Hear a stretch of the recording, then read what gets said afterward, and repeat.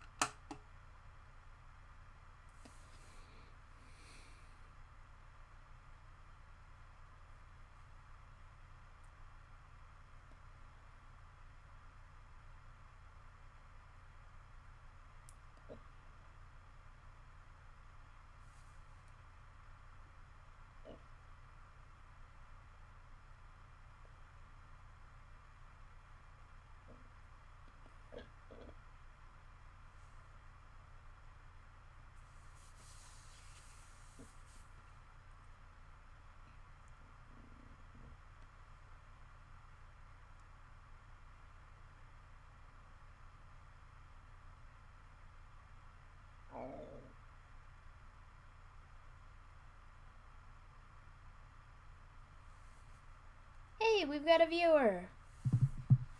Say hello in the chat. I want to know who's here.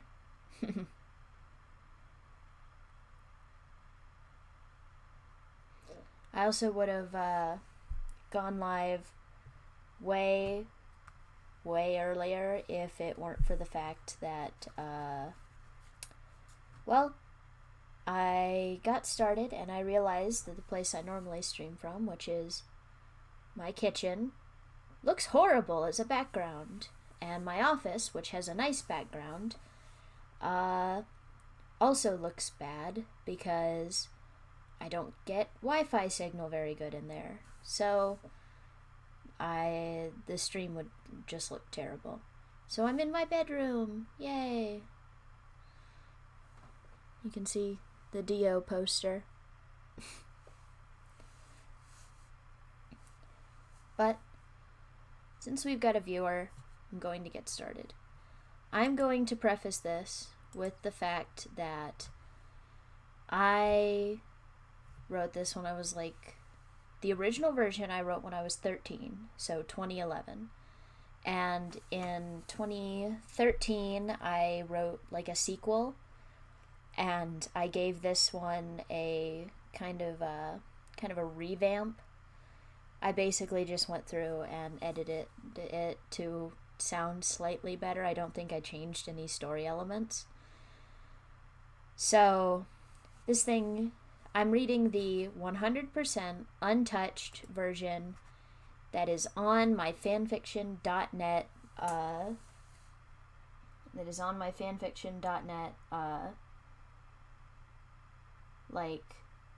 page that is long abandoned. Please don't go read anything from there.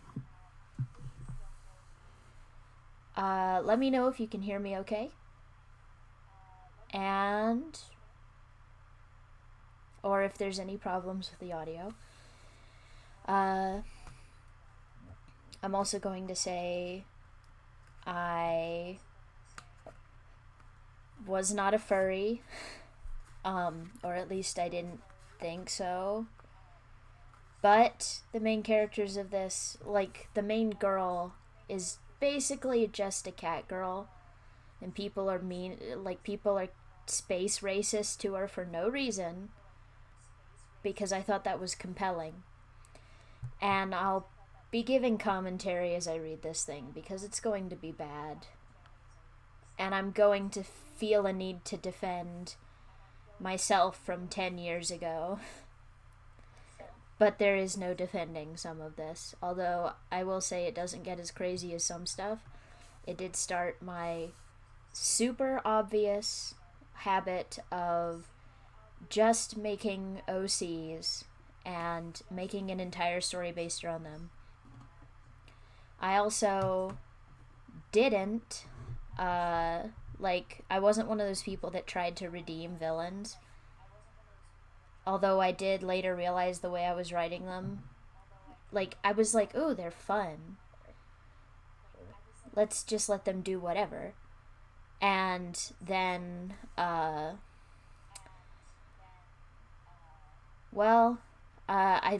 later realized I was like, oh, this is leading up into an incredibly shitty situation.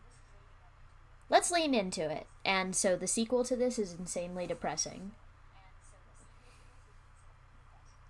And I can't remember a lot of the parts of this. But, okay. Let's go. Let's get started. I might do the voices, I might not. I'll see how I feel. Okay, so this is... Oh, just a second.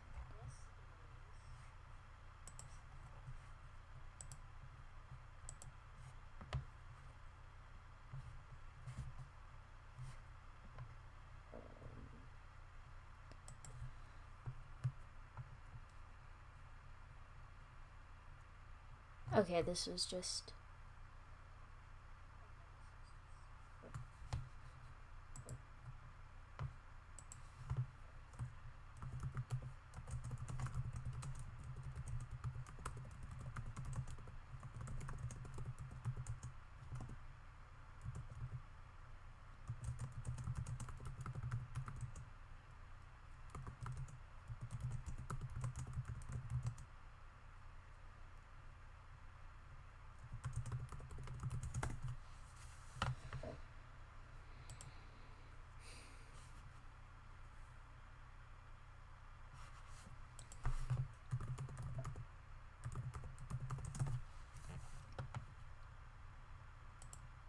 If you're one of the people who read this before, because, I don't know, I thought I had a bunch of viewers when I was a small child and I posted this. I do not remember how many people actually read it. I remember 2 people caring, and that was enough for me. I'm still friends with those 2 people who cared. And, yeah. This also, from this page, this is the 2013 posting on fanfiction.net. It was reposted from my original DeviantArt page. So I don't think there are any comments on this one. If there are, I'll read them, because God knows I haven't touched it in 8 years. Alright, let's actually get started. That is not the window I meant to open. Okay. So, I'm going to put myself on Do Not Disturb. Not that. There.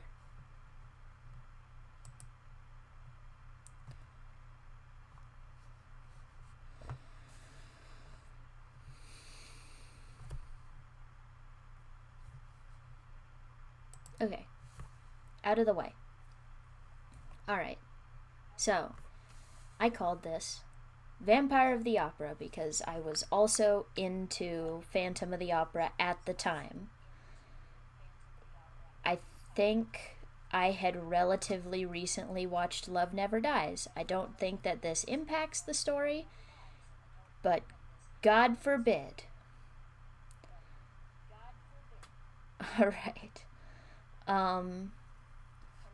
So, I've been using the same username forever. My icon on fanfiction.net is still a screenshot from Mina and the Count, which I was very into, and now the show feels like creepy these days, and it's just kind of depressing because it's not actually creepy, but it's got creepy vibes, which is, and also I had people ruin it for me. Whatever. A simpler time. I rated it T. It is in English. I labeled it an adventure drama, which I guess is correct. The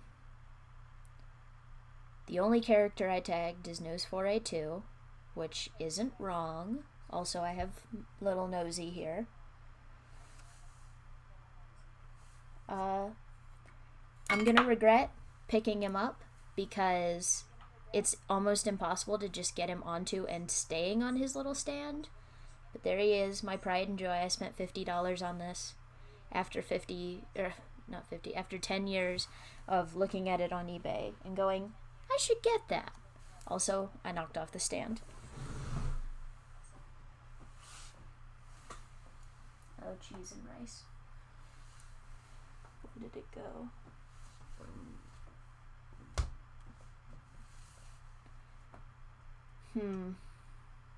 He can't stand on his own. I'm so sorry. Oh, there it is. It landed in one of my slippers. Because I'm basically just in a kitchen chair in front of my bed.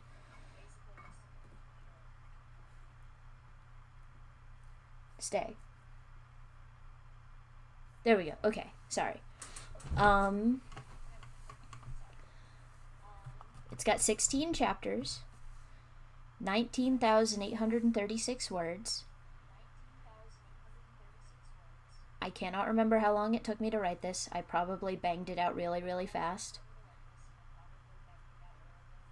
It has 1 review, 7 favorites, 5 follows. I don't know who's following this. I posted it complete. It was last updated on August 11th, 2013.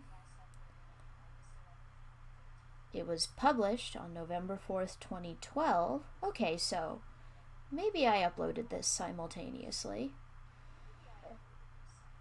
It is complete. It would be weird if it wasn't. And I can't stall anymore. Alright. Also, I still have this OC in a completely different form with like the same thing because I plan on 100% overhauling this and its sequel together into like an original story that's just as depressing. I don't know what's wrong with me. I'm just very attached to this one. Also, yes, her name is stupid. Get ready. Alrighty. I sprinkled in names of people I knew and things I liked at the time. Try and spot it. Okay. Renee Gade, yes, stood in the hall, cleaning out her locker at the end of the day. People rushed out the door of the school library in a hurry to get home and start summer vacation. Her ears pricked as something moved behind her. The fur under her t-shirt stood on end. Before the flying missile could hit her, she ducked to the right, avoiding a water balloon to the head, but smashing it against the locker door. She fell to the ground as a wet splash hit the locker's insides. You got lucky this time, space scum! Shrieked the Gummer twins in harmony. They were the most speciesist teens in the entire school. I mean... Okay. Listen, you ugly beast. Get out of our town and back to the backwater filth you call home. The word stung. Being one of the only 2 non-human kids in school was so strange. Of course she had friends, which included the other alien, despite being from enemy sides of their planet. Earth had only joined the Galactic Alliance about 7 years ago, when she moved to Tennessee so her father could start a new career. Was I projecting? Or did I just not know how to set anything not in Tennessee? Who knows? Let's see. Moving when you're 7 is hard, especially when the move takes you to another planet. I wouldn't know, but I guess that sounds right. She was from Zephyr, an exotic farm planet near the now non-existent Canis Lunis green moon. That should tell you where this is going immediately. She lived here with her dad, Alan, while her mother stayed back on Zephyr as a part of the royal court after Alan had quit his job as a researcher for Star Command to move here with his little girl. Renee gathered her things and closed the soaking locker. She swung her book bag across her shoulder and ran towards the front door. Suddenly she was rammed to the ground by her drama teacher, Mrs. Hardacre, as if the headache wasn't bad enough already. "Oh my, I'm such a klutz!" she yelled, and heaved the girl up with so much force that Renee was surprised her arm hadn't come off. The woman had white hair in a bun high up on her head and wore a lack of much-needed makeup. What was wrong with me? She reeked of lavender perfume that hurt Renee's sensitive nose. "Renee, just the girl I was looking for," she squawked. "Listen, hun, I have a job for you, all right?" "What kind of job?" the curious teen asked. "Do you remember that play this summer that I couldn't cast you in for the Honored Space Rangers?" Yes, Renee knew the play. "Phantom of the Opera?" "Yes, sirree. I felt it was unfair that Agatha Gummer beat you out of the tryouts, and you're so handy, so I need you to clean up the theater and make backdrops and such." The teacher danced on her tiptoes. "I want you to be our art design manager." It wasn't a role in the play, but it was important. The alien agreed readily. Renee hurried outside and put her stuff in her motorcycle saddlebag. She threw herself on, the parking off, and sped home to tell her dad. I think Renee is like 14 or 15. I can't remember. One of my big things was I really wanted a motorcycle license, because this was the time where my dad was getting, I was 13 when I wrote this, like I said, and my dad was going through a phase where he was really into motorcycles, so he got a license, my mom got a license, and legally in Tennessee you can get a motorcycle license at 14. I don't know why, but no, I never got one. It's weird, I don't share a lot of interests with this character. She wasn't a self-insert. She was way more of she wasn't even cool. I don't know what I was doing. She was just she was, I don't know, she's the kind of person I'd probably have a crush on, honestly. I would have had a crush on when I was 13, yeah.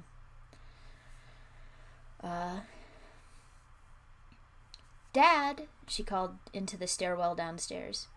"In the garage," replied Alan. Alan was always in the garage. He now built motorcycles for a living. Yeah, there it is. "Today at school, Mrs. Hardacre asked me to help with the play." Her dad looked up in surprise. "Have second thoughts, did she?" "No, I haven't been casted, but she wants me to clean up the theater, like an art design manager or something," Renee corrected quickly. "We're working at the old Densmore Playhouse." "So, what did you say?" Alan was getting impatient. The man liked to work fast, despite being just a touch slow. I don't know what I meant by that. Probably not something good. "I said yes, duh." The girl made a face at her smiling father. I'm going over tomorrow after lunch, going to make a routine of it. Every day, from 1 to 6. She had decided that on the way home, trying to manage time so she could get work done, but not waste all day working. This girl knows what's up. He nodded in agreement. Sounds like a plan. You just might get some respect at school now. Why? Okay. You know what? I just might. She started to go back upstairs, but Alan suddenly piped up. Oh, wait. Tomorrow I'm going to the scrap heap. Want to come? There could be some interesting stuff. He was a notorious trash picker, but you couldn't say his daughter was anything less. Ever since Renee had laid eyes on the ridiculously large pile of scrap metal and trash, it had bothered her. The mountain of junk was delivered a few weeks ago, in an unmarked ship, quietly, as if being hidden from prying eyes. She knew it was just superstition, but it still burned in her paranoid head. Rumors had snaked around school that it was all from Planet Z, explaining the quiet drop-off. She believed it. Fine. Renee sat up suddenly in her bed, breathing heavily. I didn't know how to change scenes. It was another nightmare about the Space Rangers. Oh, okay. So I tried to justify why she didn't like them and why she would work with Nos later in the story. And it's just that she's like, I don't know, she's just kind of a vindictive asshole. Which is weird. Like, but whatever. No, I don't care what people say on Facebook. That robot freak, XR, was here at her house on Earth. He had come out of the shadows at her, with crazy-looking arms that swung around the room and lifted her up through the window. With a horrifying slingshot motion, she had been slung across the town and into the heap of trash. Then suddenly it was all over and she was on stage.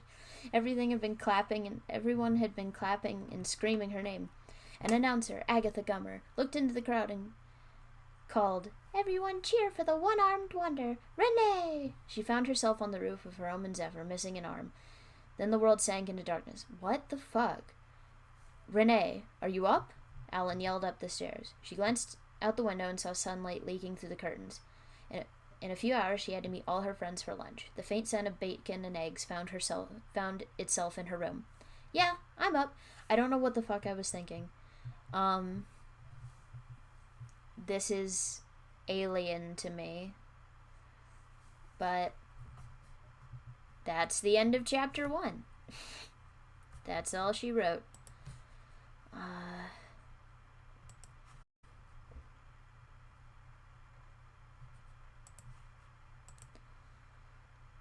I want to know who you are, one viewer.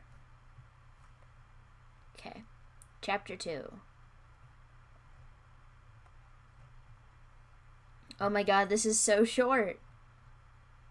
It's like not even a whole page. Okay.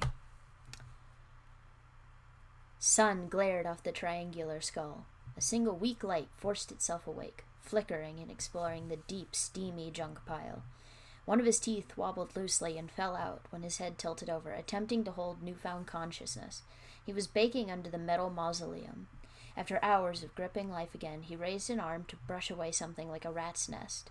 Personally, he was disgusted and degraded beyond imagination. That's just Rise-like. Eventually, sunlight hit the dirt-caked eyes for the first time in months. It overloaded his register momentarily, sending a shockwave of pain into the gaping hole in his chest. It was more than obvious that his advanced operating system hadn't functioned since the severe explosion. Broken wires spewed cracking electricity, leaning back onto the garbage heap he had just emerged from. He ran his hand up the stained breastplate, when his twitching finger slipped into the wound, piercing straight through the randometer and several veins. He jerked futilely. Already able to tell that one of his eyes was missing, the robot dropped his head miserably. At least I didn't, not degrade him terribly. Broken wires spewed crackling electricity. Leaning back into the garbage heap he had just emerged from, he ran his hand up the stained red bus. Oh, I already read that. Okay. Several chunks of rock were embedded in his lower body. Shreds of metal had been torn away, leaving gaping walls of raw machinery. In this trash heap, it would take days to even mildly repair the horrid damage done. For God's sake, he didn't even have 2 arms. Speaking of which, he needed that other arm if it hadn't been eviscerated or something. Forcing himself to sift through the metal heap for his arm, the said robot started to consider how long he had until falling under suspicion, and where he was. Apparently, they were intelligent enough to store their filth somewhere away from society. Finally, and out of pure Spitfire luck, the arm appeared in his grasp. Now that he had that important appendage, the easy work could be done. That meant picking rocks out of his chest. Dust flowed around the air, catching light and making the whole scene surreal. Voices reached around the yard and out into the morning. He ignored them, still attempting to assess the damage. Nos lifted himself into the air. It was time to find that other eye before anything else. A flash of golden light caught his attention. Glancing in its direction, he saw the blackened rim of his monocle. Sooty as it was, he couldn't be sure, and went to investigate. He recoiled when the voices rose. Shadows stretched out in front of him, taking humanoid shapes. He darted away like an animal. A teenage alien moved into view, with someone who may have been her dad and the dump manager. She had dark brown fur and large cat-like ears. She looked almost like an... Oh my god. She looked almost like a Nico, whatever. Cat person. I don't know why Nose knows that word. The father picked up his eye and rubbed the face with a gloved fist. "Look here, Renee," he called to her. "This looks like a Tangean medallion." "Why?" Okay. I don't know if I'll be able to do the voice. "You fool, put it down," the energy vampire growled uselessly from his hiding place. None of them even noticed. The girl, named Renee, took it uncertainly. "I'm not sure, Dad. I've heard all this stuff was from Planet Z." "Nonsense," he smiled. "This is obviously Tangean. We should take it home." She looked at it again, worried, and then sighed at loss. "Sure, why not? I've always liked the color red." Okay, passive-aggressive. The yard manager came around the corner, eyeing Alan smartly. "It's a good thing y'all came today. We're hauling it all off to the factories tomorrow." Nose gasped. He would have to leave without his eye, or proficient repairs, and find a new hideout. Hours later, he spread his wings, hoping they would have enough power to carry him away. The midday sun was glaring off the yardmaster's windows, making it the perfect time to escape. He took flight. Dust and rock fragments trailed behind him in the air, and wind blew at his shredded cape. How good this felt! He circled around once before spotting it, an old, fairly unused building. He landed on the roof, searching for an open window. Finally, a hot breeze from inside led him into an abandoned hole, big enough for a family to fit through. This is a bad building. He crawled in wearily and found himself in a dank storage room. Flicking on the lights, he remembered how hungry he was. Lunch and a nap, irresistibly compatible at the moment. Okay. I don't think I ever justify why he is suddenly conscious again. It's just like, well, he was dead for months, and now he's fine. And also, he didn't get blown to pieces. He was just horribly injured. And deeply undignified.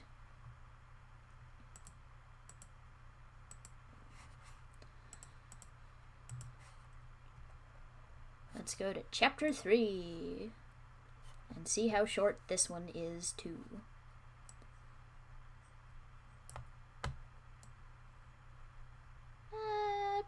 Short is the answer.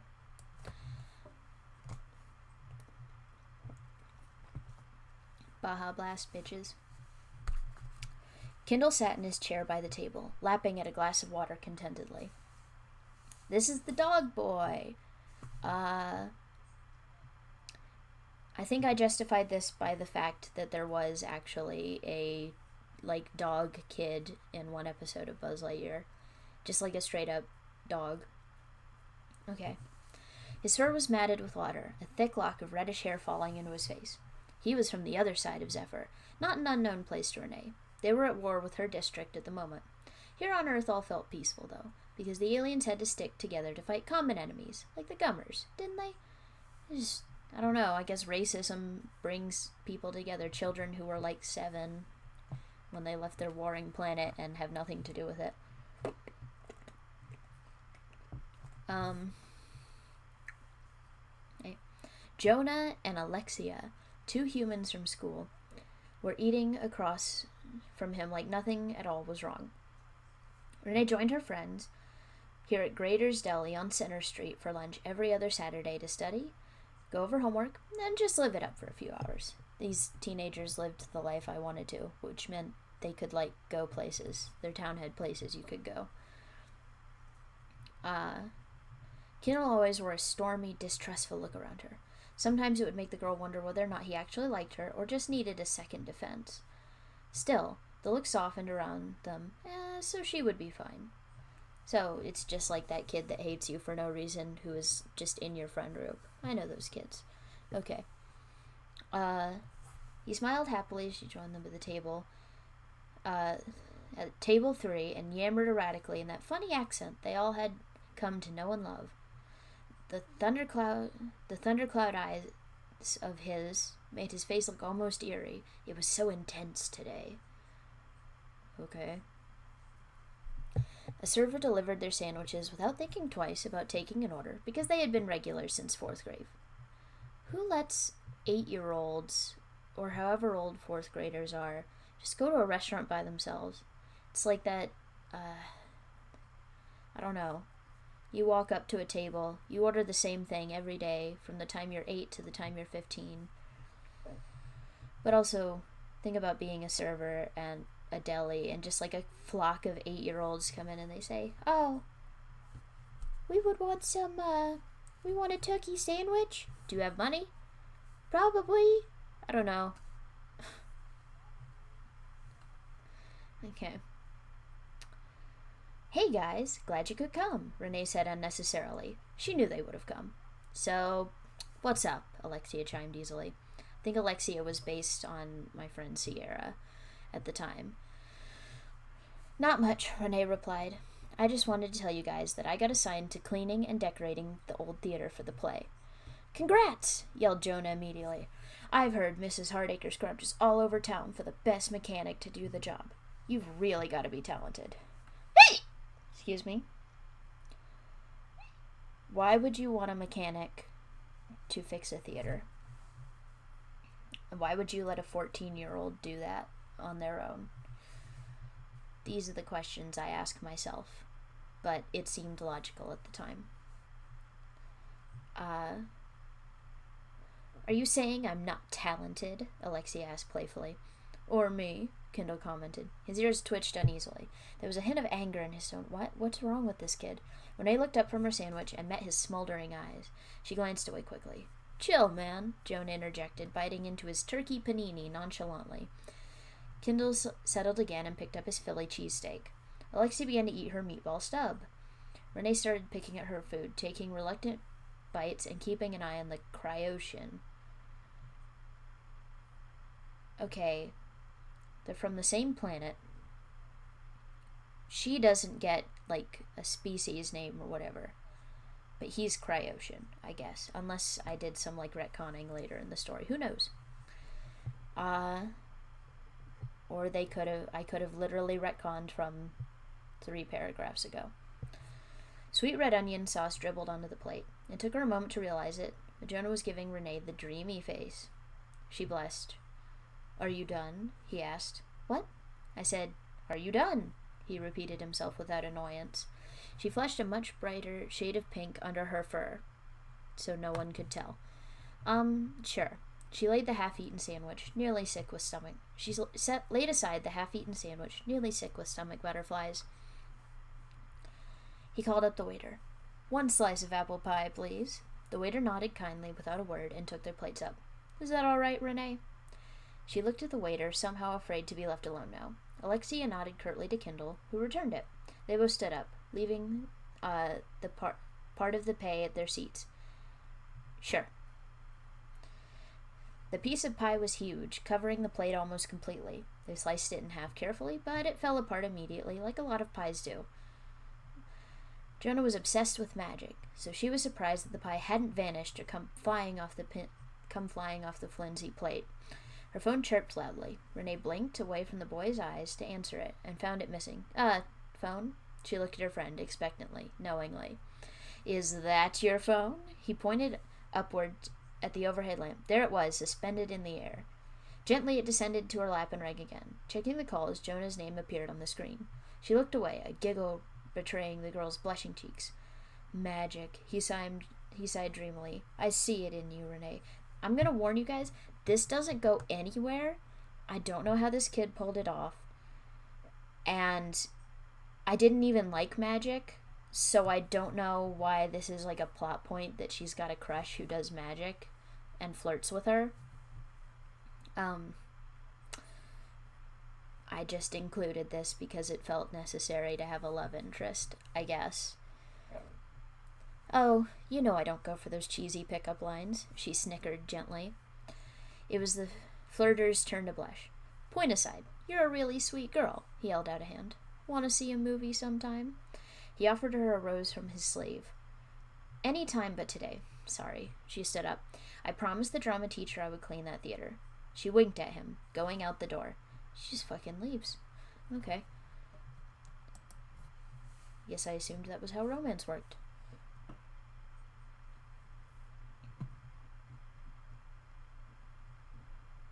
Second. Oh my god, Mike is playing Conker's Bad Fur Day. Okay, I'm gonna focus on this. I can watch the VOD later. Chapter 4. A shaft of light spread across the red, musty carpet, moss flying from the seats 10 aisles up. It had occurred to Renee that no one had set foot in here in months. The slam of the door woke him with a start. Footsteps echoed through the empty halls. I could not write when I was this age. He looked down from the vantage point under a balcony just over the door. A girl was walking almost directly beneath him without a care. Her hushed breathing almost moved in time with her figure. She opened an old door that led up to the staircase to his balcony. She'll never see me here. I have the upper hand here. I don't know why I'm doing that voice. That's not correct, but it's gonna stay, I guess. He reasoned with himself. For some reason, these injuries and the girl's presence set off an explosion of worry. He began to panic when she ascended the staircase and landed above him. Why am I worrying over a simple human? The word felt strange and alien sliding across his forked tongue. Apparently this was a planet called Earth, a mud ball, somewhat new to the Galactic Alliance. That just happens to have... You know what? Never mind. That meant Rangers could be here. Lightyear could be here. Ranger Parsec could be here. Renee put the rusty old toolbox her father had lent to her on the fencing rail. The necklace her father had made from the suspicious Tangian amulet was choking her. She tugged it off gratefully and sat it beside the box. I don't know why I portrayed Alan like this, because he's like fine for the rest of the time. I don't know why I was just like, he's what an idiot. I don't know.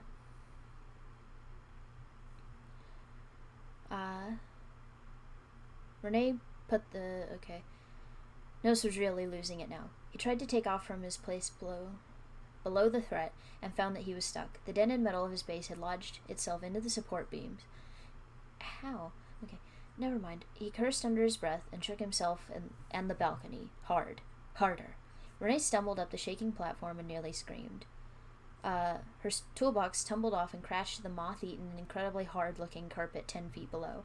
She ran to the edge to look for the cause of this quake. Her palms sweated and slipped across the wood's age-curled paint. No, stopped.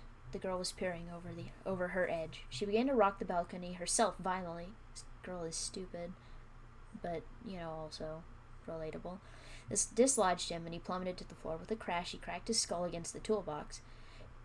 His hand ran across the surface of something incredibly smooth. He gripped it, feeling the dimension, and realized this was his missing eye. This must be the same girl I saw at the dump. The thought ran across the front of his motherboard fleetingly. Footsteps stumbled down the stairs behind, and he bolted upright, slashing through the air with his treasure towards the rafters. Renee picked up her tools nervously, wondering how many more dangers the theater held. Her necklace was missing. Didn't like that thing anyway. It was ugly as crap, she thought nonchalantly. Must have rolled under a seat cushion. But she needed to find it anyway for her dad.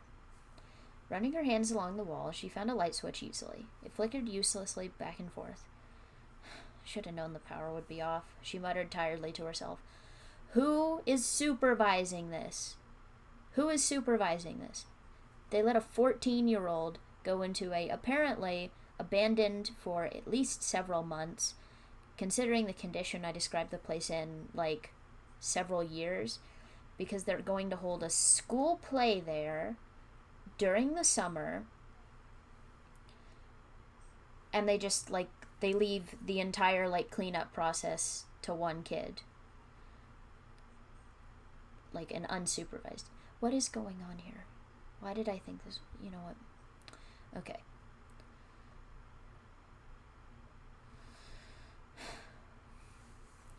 She muttered tiredly to herself. She dug a hefty, high-powered flashlight out of her bag and hopped up onto the stage. It was unusually dark in the back of the building because it had no windows. There sat a dead droid used when you were 1 or 2 actors short. So this is some indeterminate amount of time in the future. There was the generator room. She pried the door open easily and looked at what she was working with. An old, beat-up generator sat on the back beside a slightly newer one. The system was basic, probably from the earlier 1990s, but nearly fail-proof. Clean punctures had cleared the aluminum casing on the front. Instead of wondering about it, she just unplugged the first and rerouted the plug to the second. Easy cheesy. Lights flickered on all over the building, and the backup generator whirred to life with a roar. Now that's what I'm talking about! She kicked up her heels playfully. Other than a few safety hazards, the place could be right as rain in no time. Okay. Renee moved forward through the halls and back onto the main stage. Her CD player sat waiting in her backpack with a disc copy of Phantom of the Opera. And she did. Okay. It was time to take down the murky red velvet curtains and wash, possibly replace them. I also didn't understand how theater curtains worked. A pile of old curtain rods laid propped against a wall. Before she could even get to the back hall, her music cut off. So she did. Okay, so he bites her music player and kills it. And he killed one of the generators. Why didn't he take the other one too?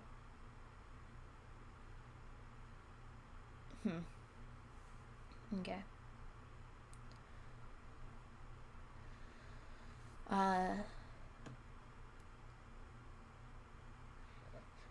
Okay. So she dashed back to reset the tape or whatever needed to be done. Tape in a CD player, whatever. The music player had 2 awfully familiar holes in it. She examined it, confused, and then tossed the now useless thing aside. What would make curious little holes like that? Nose was in between 2 layers of curtains now. He had not been able to help himself. The girl shrugged and swung herself onto the stage again, determined to get her work done as soon as possible. I don't know, this is kind of like a dream job. You just put on music and you fix shit. Like vibing.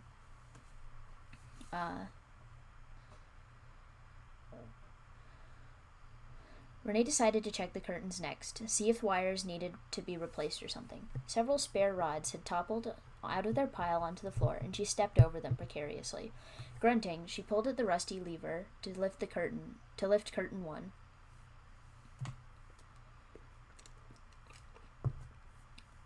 Suddenly, the curtain flew up in front of him, making it all too easy for someone who came in to spot him. He let out a small whoosh of air. From what lungs? Just to kill her now and get it over with.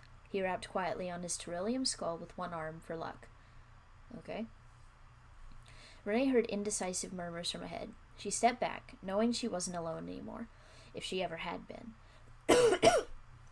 She snatched up one of the rods. Just whack them and get it over with, she said out loud. He prepared to jump. She got ready to swing. Fingers curling around the edge of the curtain, he leapt wildly. Renee swung the pole with all her might in surprise and terror. Twang! It smashed into the corner of the robot's head with so much force that it glanced off and left a dent in the skull and bent. Nose crumbled to the floor from midair. Renee looked at the body with wide eyes. She stumbled back in shock. Nose groaned but didn't move. One hand twitched in the alien's direction. Renee poked him with the curtain rod. the way a small child would a large beetle. The blow would have killed a human, but this was... How strong is she? Was she aiming to kill? Okay. The blow would have killed a human, but this wasn't a human, or even a carbon-based life form at all. This was a nightmare from the dump across town. This wasn't a normal robot, though, Renee saw. First of all, there were these curious scraps of clothing hanging limply from his shoulders. He looked awfully beat up, missing an arm, missing an eye.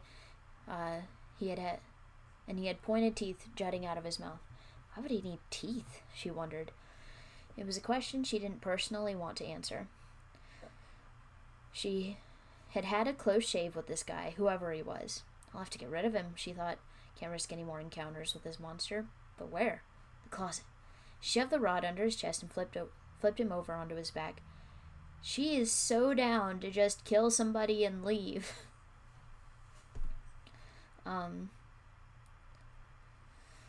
She grabbed his hand with some reluctance and dragged the body across the stage and into a prop closet. Because he's a little twink man that a teenager can just kind of move with her bare hands. She locked it behind her and dashed out to the parking lot. The girl sped home. When Renee went inside and closed the door behind her, Alan was sweeping the garage. You're home awfully early, Renee, he said without looking up. Yeah, I ran into some trouble. She decided not to tell him about the freak robot attack. You sound upset. What kind of trouble? Oh, nothing really. The power was out and it was awfully scary with all those props. My God. Did you fix it? Yeah, she replied hastily. Oh, okay then. He sounded disappointed and suspicious. I don't think this goes anywhere either, but then again, I haven't read this thing in years. Wow, that's a short chapter. The closet he woke in was dark. Darker than even he was used to. Obviously, that girl had one hell of a swing. He rubbed the dent tenderly. I've got to get off this horrid planet before someone shuts me down for good, he promised himself. He looked around the closet desperately. Finally, on the edge of a nervous overload, he found a bottle of cleaning alcohol and some twine. Why is he scared? I don't know. It's just the severely injured, whatever. The alcohol-soaked twine sparked weakly into the pool of alcohol. A small flame licked up the door. It caught fire immediately. It smoked wildly, but did it the job of burning down the door. He forced himself through the widening gap against a concrete door frame. That's why it didn't burn down. Finally, it stopped flaming at the scorched wall. Nose felt no heat from the embers. He took one of the glowing pieces of wood and crushed it in his fingers. The ashes ran out of his palm slowly, like an hourglass. He closed his eyes, wondering, as he sometimes did momentarily, what they really felt like. The only thing Nose 4A2 ever had for reference to actual feeling was what his database said about the object in questions. Okay. Glowing embers were supposed to be hot. Morning light streamed through the open windows. They were all open. He went around the theater, closing windows one by one. Now that the light didn't show so completely, and he wasn't vulnerable to outside witnesses, he began to assess the damage. No more than a small dent, but something was different. Nose rolled his head around on his high curved shoulders. Everything was fine. Everything was fine. It came into focus. He had been torn to pieces by the explosion, losing most common sense with it, save for the basics. Okay, this was my justification. Hide, kill, then feed when weak. Something had been knocked loose then, and the wax seemed to have somehow driven it back into place. What is wrong with me? He suddenly screeched himself. I hesitated, he screamed. That bratty alien child had escaped and probably told everyone on the planet of his existence here. The Rangers on their way now. I do have to have a reason to thank the pitiful creature. Now he was reasoning himself. Children were much more prone to secrecy about the things that went on in their daily lives. No, they're not. The reasoning went on for an hour or more, as he fed, on smaller items, slowly remembering the last incident, and lounged about in the comfortable chairs of the theater. It began to favor the girl. The sun was at its highest point and now reached a climax. Hopefully the girl wouldn't return. He decided to take it easy for now and find ways to repair himself. When he floated about, he hitched up and down. Spreading his wings took a ridiculously long time, and even longer to power up. This was undoubtedly the worst condition he had been in since the dump, only marginally better because he had come into possession of his monocle. But it could be fixed. No need to worry. So he's just debating on whether or not to kill her. And he's like, it's not worth it. Whatever. Renee's motorcycle roared into the old lot. She had been reluctant to come over at first, but after much thought, she decided the robot was either dead in the locked closet or long gone. She unpacked her airbrushing kit from the saddlebag. Today, relaxing from the extreme stress yesterday had brought, she would repaint props for the play and maybe make some modifications to the droid. She also knows robotics, I guess. I did want to know robotics at this point. She slung it over her shoulder and walked in without worry. Nose froze. He was in the middle of the walkway. His eyes were trained on the familiar wide-eyed girl. She stepped forward, pulling a heavy-looking bag off her shoulder and hefted it up. He started to back away, the look of defiance in her eyes startlingly familiar, and then stopped. His hand was partly raised in nervous apprehension to ward off an oncoming attack. He curled his fingers into a fist. He might spare her, but boy was it going to be fun to watch her squirm in pain. Such weak carbon-based life forms, always stumbling over themselves. He advanced on her, cold, hard, scarred metal. He didn't have the usual small army, or even one minion, but that hadn't stopped him on Canis Lunis, and it wouldn't stop him now. You got your ass kicked there, dude.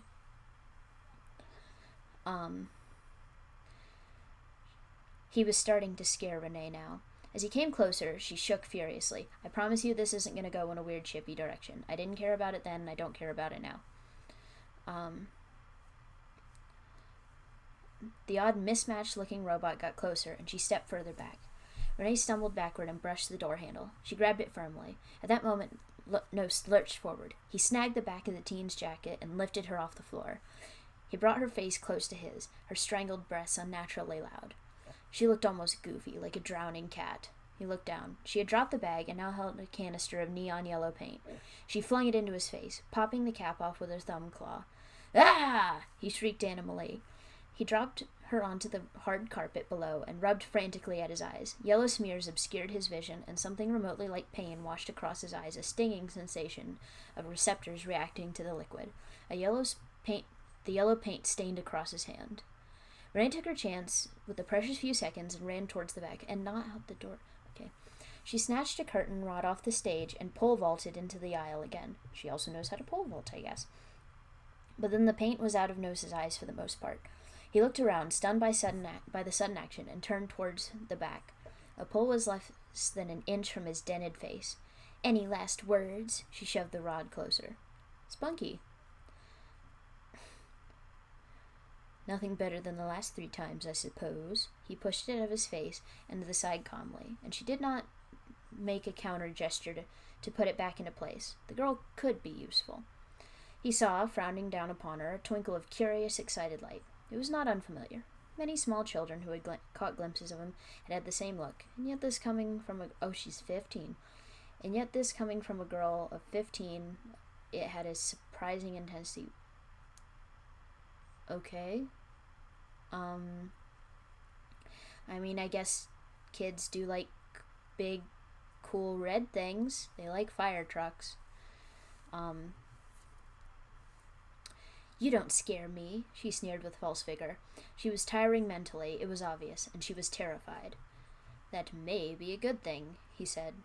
What are you getting at? She lowered the rod further. I really doubt that's important now. A certain amount of charismatic charm crept into his voice, and it softened. Answers, metalhead. Now! She raised her defenses again. But shouldn't we introduce ourselves first? He was going for friendly, casual now, and it was working. The girl was weak to his charms. Again, this isn't going in a shippy direction. I promise. The vampire could mesmerize more than robots, it appeared. The names, she hesitated, Renee. The threat faded from the air altogether. Excellent. Nose 4A2. He said it proudly, as he had done on that first mission in Star Command as an instruction. What? My name is Nose 4A2, he corrected. Oh. She smiled reluctantly. You really are good at those first impressions, aren't you? He settled towards the floor leisurely. Sure, and you're fine at them yourself. Renee laughed. It was a sweet, natural sound. Again, I think I just had a crush on her. I just wanted to have a crush on this girl. Well, I don't take lightly to crazed robots attacking me like some sort of deranged horror movie escapee. He laughed back. At that, I think you've got me summed up. I don't know why I'm making him sound like some kind of posh. Like, he's super not. Whatever.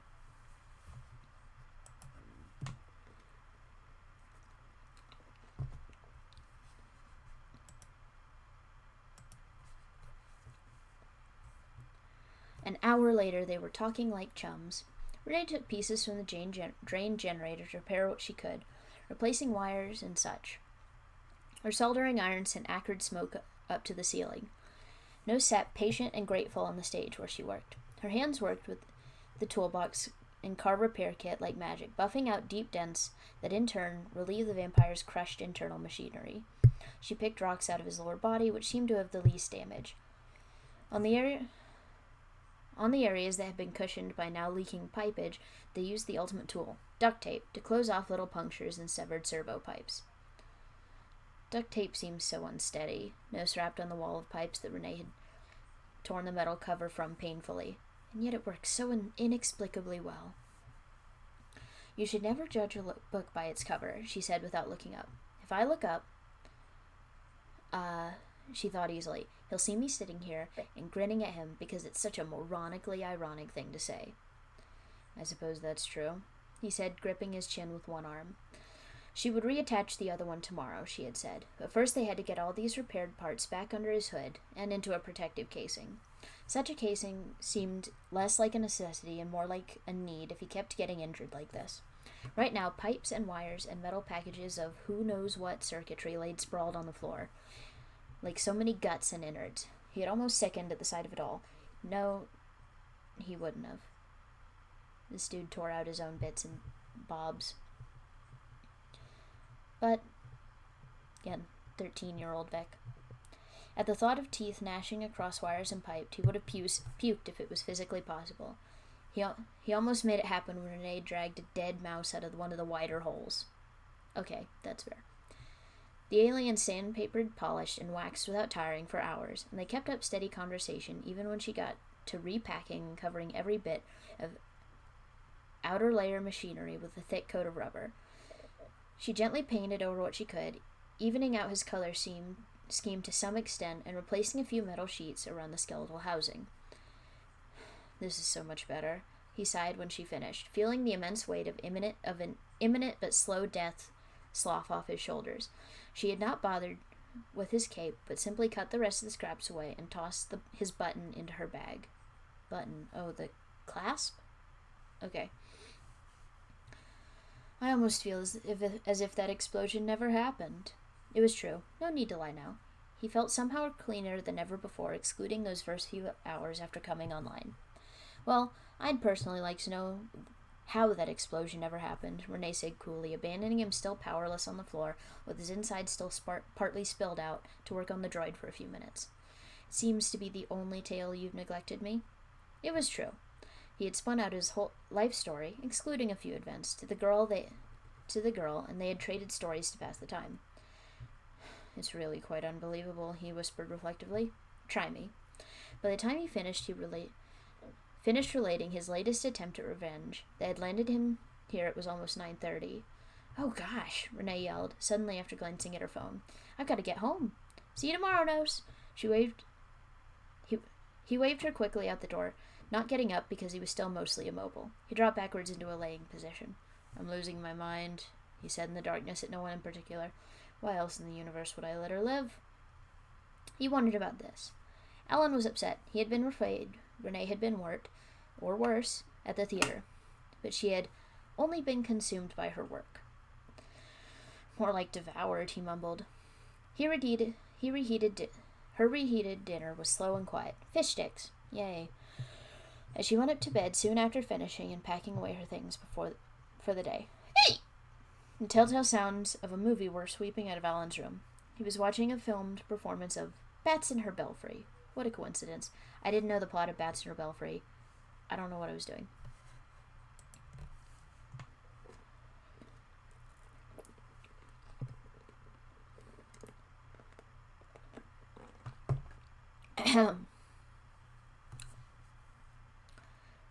"Renee, come down here now!" Alan called from downstairs. His voice was on edge, upset and worried. Not the kind of thing you wanted to hear on a Saturday morning. It was nearly 7 o'clock. Too early for some. Please, God, don't let him have... Please, God, don't let him have been found. Don't let me be in trouble. She called her to call her to work. Oh, okay, I see now. So she just, didn't care about the, stories of attempted murder and stuff? She just didn't care. Yeah, sure, there's just this, murderous criminal I just kind of found in this closet. He's, cool, though. You know. What is it, Dad? The alien asked, stretching her back and clawing at the sheets in an attempt to fully wake up. It's just important. Come down, please. His voice cracked. That tore it. She threw on a pair of sweatpants under her gown and ran down the stairs. She took the phone and tugged it between her shoulder and her ear. Yes? Oh, Renee, thank God you're home. Kendall's mother bulleted out the words. Where else would I be? Renee laughed silently, trying to shake the panicked tone Miss Andromeda had. Well, dear, listen. The dog-like woman took a ragged breath. Her voice wavered over the telephone. Last night Garth was killed. Kendall ran off after I told him. He was just gone. I can't find him. If you can find him, please do. Renee, dear, you're the only one I've ever met who can talk sense into Kendall here on Earth. Maybe you could get him to come home. The rattling voice broke up into a mournful howl, reminding the girl all too much of the one she had imagined during those 482s. Deeply insensitive. Also, I didn't explain who Garth was. I guess that's Kendall's dad. I'm on it, Miss Andromeda. If I can, I'll bring Kendall home. She hung up on the bawling woman. This was not good at all. Oh. Kendall's father was a commander at Star Command until the war between their planets began, that is. Garth Andromeda had been extremely influential to his son until the day he left with the militia, constantly warning the child about how dangerous a Zephyrite could be. So racist. Yet the commander was not all wrong in the accusations of terror by Renee's feline people. He had explained how dangerous they could be, but that you should only observe until they were proven guilty. What was I doing? He was highly appreciated by all those under him in the chain of command, including Renee's researcher father. They had shared drinks from time to time, close to home in the Zeta Quadrant, home of Zephyr, Cryos, Zeta Betas 1 through 9, and the ever-infamous Canis Lunius. Okay, so I did, do something here. I, retconned that they were on the same planet. Unknowingly, Renee let a shiver run down her spine. That damn robot sure had her spooked right to the tip of her striped tail.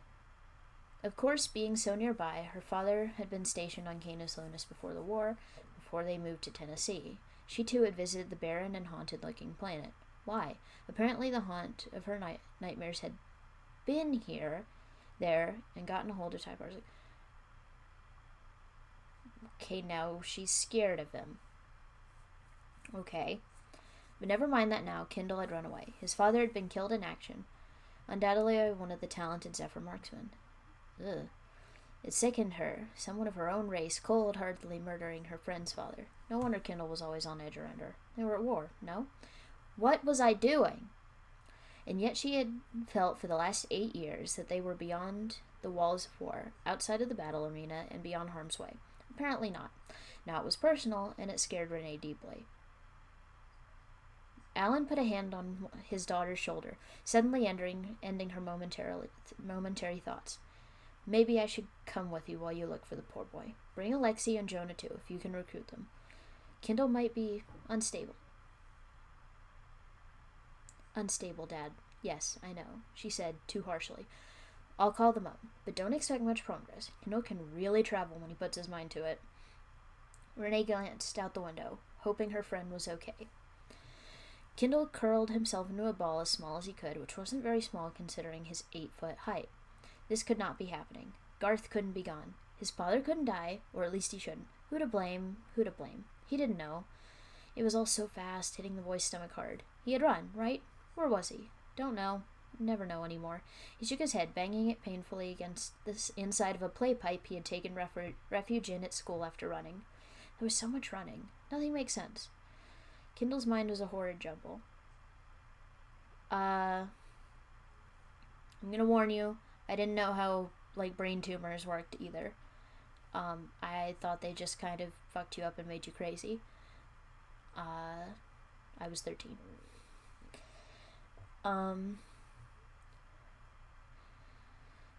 As a pup, he had been fine, grown up fine, but lately, the last 4 or 5 years to be exact, there was something wrong inside. He always felt a tiny throbbing headache inside, a screeching bird-like hiss that was always behind his ears, overlapping sound. Reasonable thinking was going to get difficult. He knew, as the pain grew. Hell, it was already getting eaten away by the pain, the constant pain. Just yesterday he had put a paw in his aching ears and howled until his mother came up, flustered. Finally, after she had left, he had drawn his paw away and found the pad soaked in blood. Apparently it had stopped, so he didn't say a word. This was not the first time blood had come pouring from his head. Once it had gone on a slow leak for more than an hour, but almost as soon as he decided to tell his mother, Kendall had forgotten and the blood flow had ceased. Okay. Now the blood began to leak again, hot droplets again running down his muzzle. The salty liquid suddenly became a flavor on his lips. His large back... How is it? Okay. His large black nose was running blood now instead of snot now. Oh. The tears ran across his cheeks alongside the red coagulated substance. They stuck, morphing his face into that of a monster. Garth was gone. That lone thought dominated his mind with grief. He sat there, not really comprehending, all night without sleep. Sunlight was now seeping through the ends of the large plastic tube, striking like knives into Kendall's eyes. He scurried deeper into the tunnel, finding comfort in the darkness. I had read Cujo, and for some reason, crazy rabies and brain tumor sort of equated themselves. I was like, surely that's about the same. They just make you crazy, right? And they hurt. I don't know.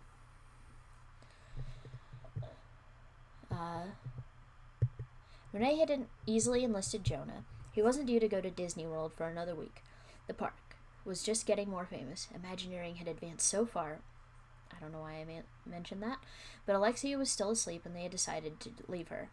What's going on again? I'm sorry, the boy asked, holding Renee's hand worriedly. His father died last night. I don't think he's told you, but his dad was a commander. Our planets were at war, and a Zephyr soldier shot him down. Her hand squeezed protectively into his. He pulled back, then rested again and hugged her back. We're going to find him, and everything will be fine, he reassured her, not being positive himself. But our planets are at war. Our folks are afraid, and afraid he might take it out on me or Dad. What? Jonah stopped, surprised. Why would he do that? Jonah, have you not been paying attention? Renee demanded hastily. You see how he looks at me? He was never comfortable with me around.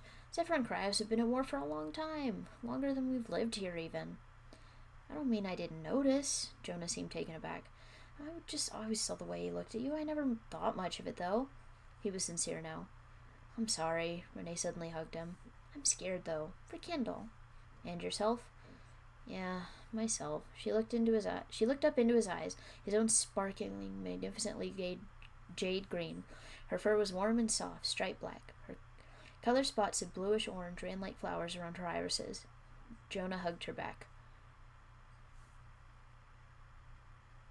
There are other important things happening. Priorities, kids. Kendall continued to stare out the end of the tube, focusing everything he had on the light. Something like a foot swam in front, and he gasped. A paw. Sharpshooters. The word suddenly darted across his mind. They got Dad, and now they're here, and they'll probably got Mom, and they're after me now. He swallowed and drew back quietly. As if reading the alien's thoughts, the foot moved away. It was replaced by a face, but a familiar one, not helmeted with a plasma shield. Renee looked at him happily, but froze. His face was awash with blood and snot and runners of dried salt tears. She smiled trustingly, and then frowned. Something familiar stood before. He smiled trustingly, then frowned. Something familiar stood before him, but something unwanted. The idea, the mere sight of Renee blew a fresh blew a cork off a fresh bottle of fury at his head. "Kendall, there you are." She smiled charitably, as much as she wanted to be sick. "Yeah, I'm here," he mumbled, licking at his muzzle and listening to the angry wasp hum in his ears. It roared louder than ever, and a fresh bout of blood ran onto his cheeks. There wasn't much, but he felt dizzy. "Come on out. I'm sorry about what happened." Her voice was soft.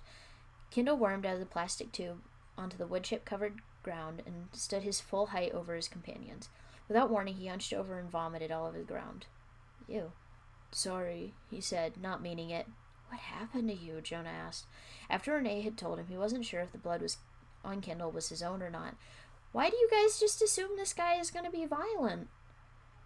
Like, you've been friends with him for 7 or 8 years now?" I cut my ears going into the pipe. It hurt, but I'm okay. Head wounds." The Cryosian smiled wanly, again not meaning it. They didn't need to know. He didn't need to go to the hospital. He could handle this, without the Zephyr girl's help. All of these people are so weird.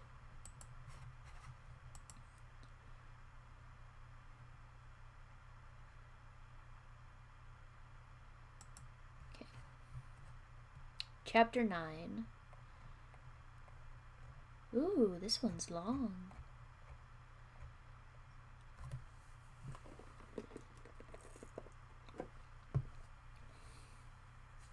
Walking down the street of their suburb to drop Kendall off at his house, Renee's phone rang.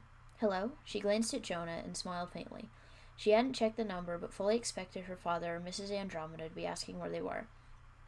After all, the girl still hadn't taken a shower or eaten, and they had been looking for the runaway since 7:30. It was 10 now. She nearly dropped the phone in surprise when Nose 4A2's voice hissed out of the microphone. "Renee, when are you coming back?" he demanded, not really angry, but on the brink of it. His voice hitched. There's something wrong. Again, the idea that he had been discovered crossed her mind. "What is it? I can't really talk right now. With friends. And where the hell did you get a phone to call me?" "It was in the back, one of those wall phones." "Never mind that. I'm starving, literally." His voice hitched mechanically. "What?" She suddenly stepped off into an alley where the boys had stopped to eavesdrop. Jonah tapped her shoulder questioningly. "Who are you talking to?" She waved him away embarrassedly, smiling. She covered the mouth of her speaker and said, "Just a friend from out of state. Don't worry." He nodded back and moved away with Kendall, continuing home. "I haven't eaten anything in 3 days or so," he barked unhappily. "And it doesn't help. This dead arm is spitting sparks all over the place. I'm shorting out over here, and I can't very well get over to the generator room. Bring me something to eat." No sold. "Please?" "Yeah, please," she smirked. "Give me some time to get a shower and some breakfast." He sighed disappointedly. He knew he was in no position to order her around. That would not stop him. At least not until he was fully repaired, that is. "You people. Fine, go home and bathe. But you can eat here. And hurry." His voice jumped again. "I will, jeez." Renee hung up, the vampire still ranting on the other end. "Okay, that's icy." "Sorry, guys," she apologized, more facing Jonah than Kendall. "But I really need to get home." She hugged them both quickly. "You go home and get better, Kendall," she offered. "I will." The other alien replied quickly. He loved the attention, but hated it too. "What?" "I'll walk him home," Jonah said kindly. "Good idea," she replied, thinking of how off balance he must be with those messed up ears. "Thanks," Kendall muttered coldly, still wearing a big falsetto smile. "He must be in so much pain," the girl thought tenderly as she ran down the street to her house. She didn't know the half of it. Nose was rocking back and forth grumpily, eyes lazy and somewhat dark when she arrived. "Where were you? Did you bring me some food?" He said before Renee was even in the door. He was back on the stage with bits of machinery that still needed to be packed back into his base lying askew. Yeah, Renee rolled her eyes and tossed him a package of 24 lithium-ion D batteries she had grabbed at the Walmart on the way here. Future Walmart. The energy vampire tore into the package and jammed a battery in his mouth, draining it. He savored the splitting bite of battery acid for a second, then continued to the others. The theater was on the edge of town, marking where the forest began. Trees swayed outside calmly. Renee stared out a window at the woods for a second, then snapped back into into reality. She realized Nose hadn't been lying. The socket where his arm had been was still showering sparks onto the hardwood. She was lucky he hadn't burned the building down going that way. I better reattach that, she whispered, thinking mindfully of how long it would take to finish on him, paint and all, compared to how long she had to clean up this theater. 3 weeks until the play. It couldn't be so hard. There is a roof, there is a hole in the roof that a family could fit into. Why don't you have some help? Yes, and when did it occur to you that that would be a good idea? He said resentfully, biting into another battery. His tone was infuriating, so ungrateful and arrogant. No wonder someone had blown him sky high. You think awfully high of yourself, she said, setting up beside him and preparing the arm. The vampire was taken aback. I was programmed for nothing but success. I expect no less than perfection from myself and anyone who works for me. He looked at her indignantly. Blame Zurg. I'm going after him as soon as I'm out of here. Nose looked out the window, disgusted at all the nature. I mean, I at least knew what I was getting into. You've got to get in touch. Instead of just assuming your first plan is going to work, fix a backup. Don't be so pushy, Renee advised. What makes you so sure that that's what's wrong with me? He snapped, somehow knowing she was right. Oh, yeah. Now this is the person who had been on the message boards for a while, speaking. Because it's fun to poke holes in your plans, and trust me, there's plenty of holes to go a pokin'. She held a screwdriver up to his face. Poke, poke, poke. She pretended to jab imaginary holes in his plans. He shoved her hand away. Then explain. Oh, God. Well, she started, reattaching the wires in his shoulder joint. This is going to be pure Vic thoughts. Pure over-invested Vic thoughts. It's not like I've ever gotten less over-invested, but yeah. When you first got to Star Command, we'll start there. You said you bit XR the moment you got out of your box so he could release you when you got to Star Command and the coast was clear. That was your first mistake. Should have let him be. Just use that fancy box of yours to suck up the security field. Why would that work? But he began to defend himself, putting the working hand to his lip. Hush it, she slapped his hand. Let me finish. I've got tons of holes to poke yet. If you couldn't get out without the bot, you should have killed him as soon as you were finished. That was your ultimate demise. Adding to that, Commander Nebula was in the database. You had the computers all to yourself. You should have known whether or not you trusted a machine instead of blurting something flat out. She slapped her palm with a soldering iron to get it started. That's not how soldering iron would work. Last but definitely lastly, your arrogance could have killed you on any of the occasions you ran into Buzz. I've heard enough, No spat, shaking his head. You've made your point. I could have done better. Oh, whoa. She rolled her eyes. The fabulous energy Vira agrees with little old me. Little one, you're just lucky I'm trapped here, he hissed resentfully. Had he just called her Little One? She knew the pet name from his stories. How cute. He was calling her by less insulting names now. But what he had added onto the end of his creepy nickname was worrying. Will he really just fly off?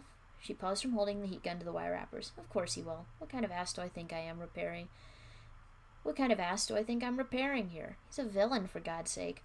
Just going to fly off the moment I finish him without a bit of thanks or regret. She reapplied the heat, trying to burn away the thought. I don't understand this girl's train of thought. I've got to work on some other stuff as soon as you're up and running again. Just remember, we paint soon, so don't get any stupid ideas. You're going to help me before you ever get a decent paint job. The threat should hold him for a while. More time to poke holes, and less time it would take, and the less time it would take to repair the theater. Fair enough. He rolled his eyes but smiled a little. Renee felt herself melt.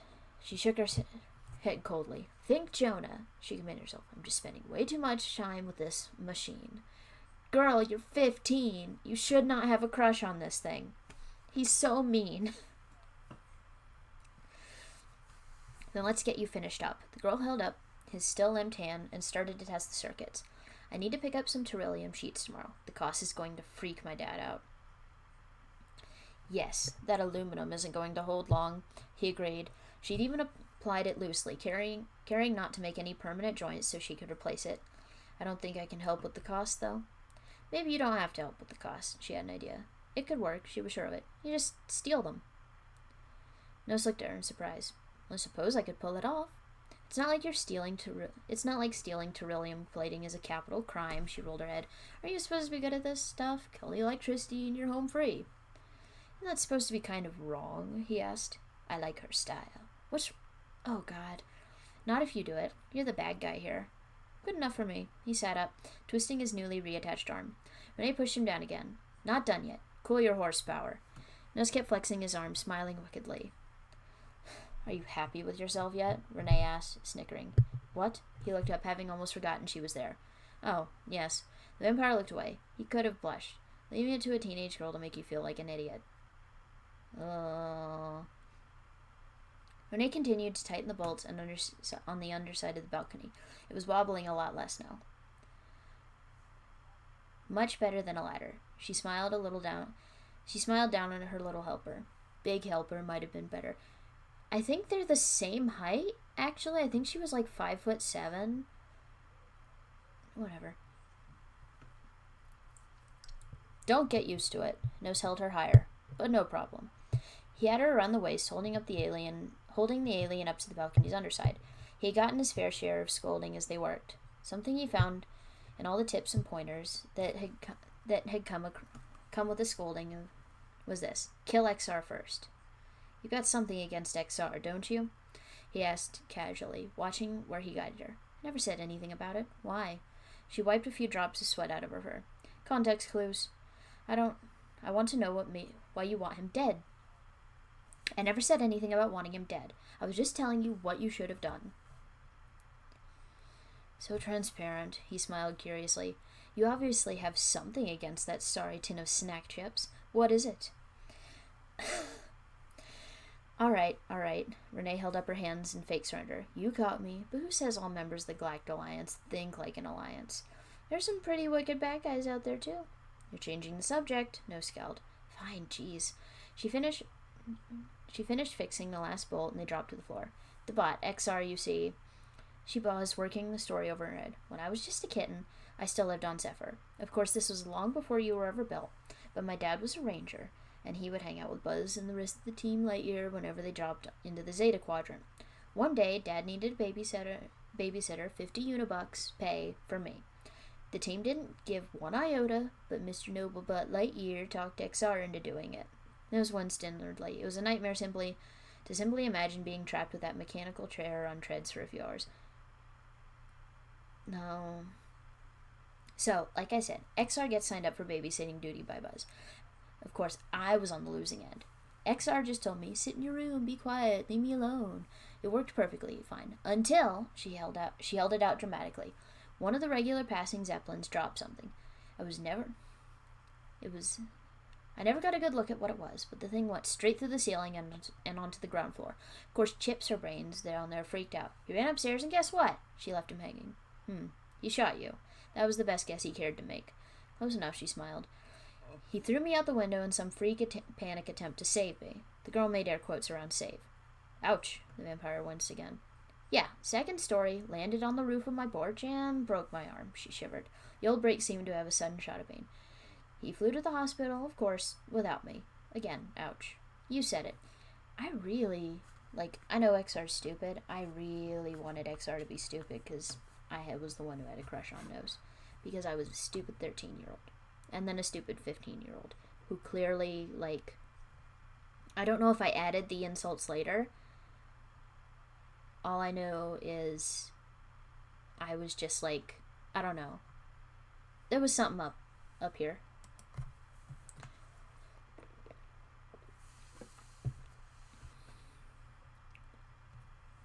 Six chapters to go.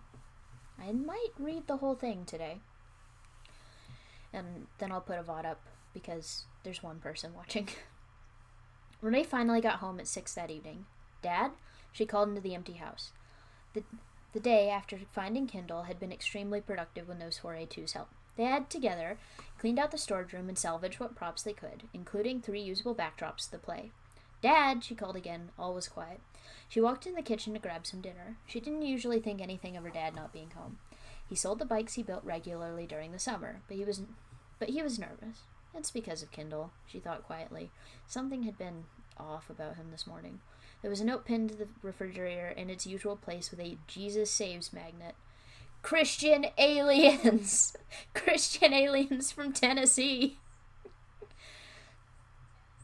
Renee, I've gone to the dealer in Lenore City to try and sell the new series. Don't wait up. I shouldn't be home till 10 or 11. Dinner is in the freezer. Sorry, fish sticks again. Love, Dad. It read easily, short and to the point, just the way Alan liked it. This was the third time this week they were having fish sticks. Guess they were on sale at Sam's. She decided to cook something else. Maybe spaghetti. That was nice and simple. Her stomach growled disagreeably. The closest thing to lunch Renee had gotten all day was when she had to do another drive-by Walmart for Nose and grab some chips. Putting the water on to boil, she flicked the TV on. The 5 o'clock news was going off. Wheel of Fortune would come on, then Jeopardy. This just imagines a future with the exact same, TV schedule. That sure is something. But instead of wondering what Brent Starkisser had babbled about, okay, I guess they get space news, Renee sat back in the recliner and thought about the play. All those Rangers would be coming, and here she was taking care of one of their worst enemies. Buzz, Mira, the rest of Team Lightyear were guaranteed to be at the benefit. Countless other Rangers would be as well. It was funny, considering a town so small would attract these Rangers. Why? Why are they coming? Why do they care? Why do they care about a performance of Phantom of the Opera for a Space Ranger benefit in a backwater town? Okay.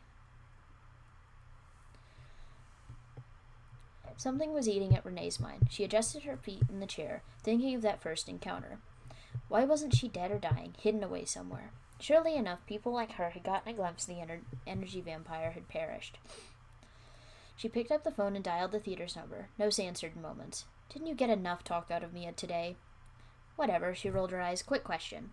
Yes, come on, spit it out. He sounded impatient, but the girl knew better. She just knows that he's a bitch. Renee sat up, crossing her legs Indian style. Ugh. Why did you let me live? There was silence on the other end, and finally Nose replied. I needed your help, obviously. I understand that. The Zephyrite kicked up her leg and lay down, restless. But after you were repaired, even without the Terrillium, you could have just left. He hung up. This imagines a world where you can get Terrillium at Walmart.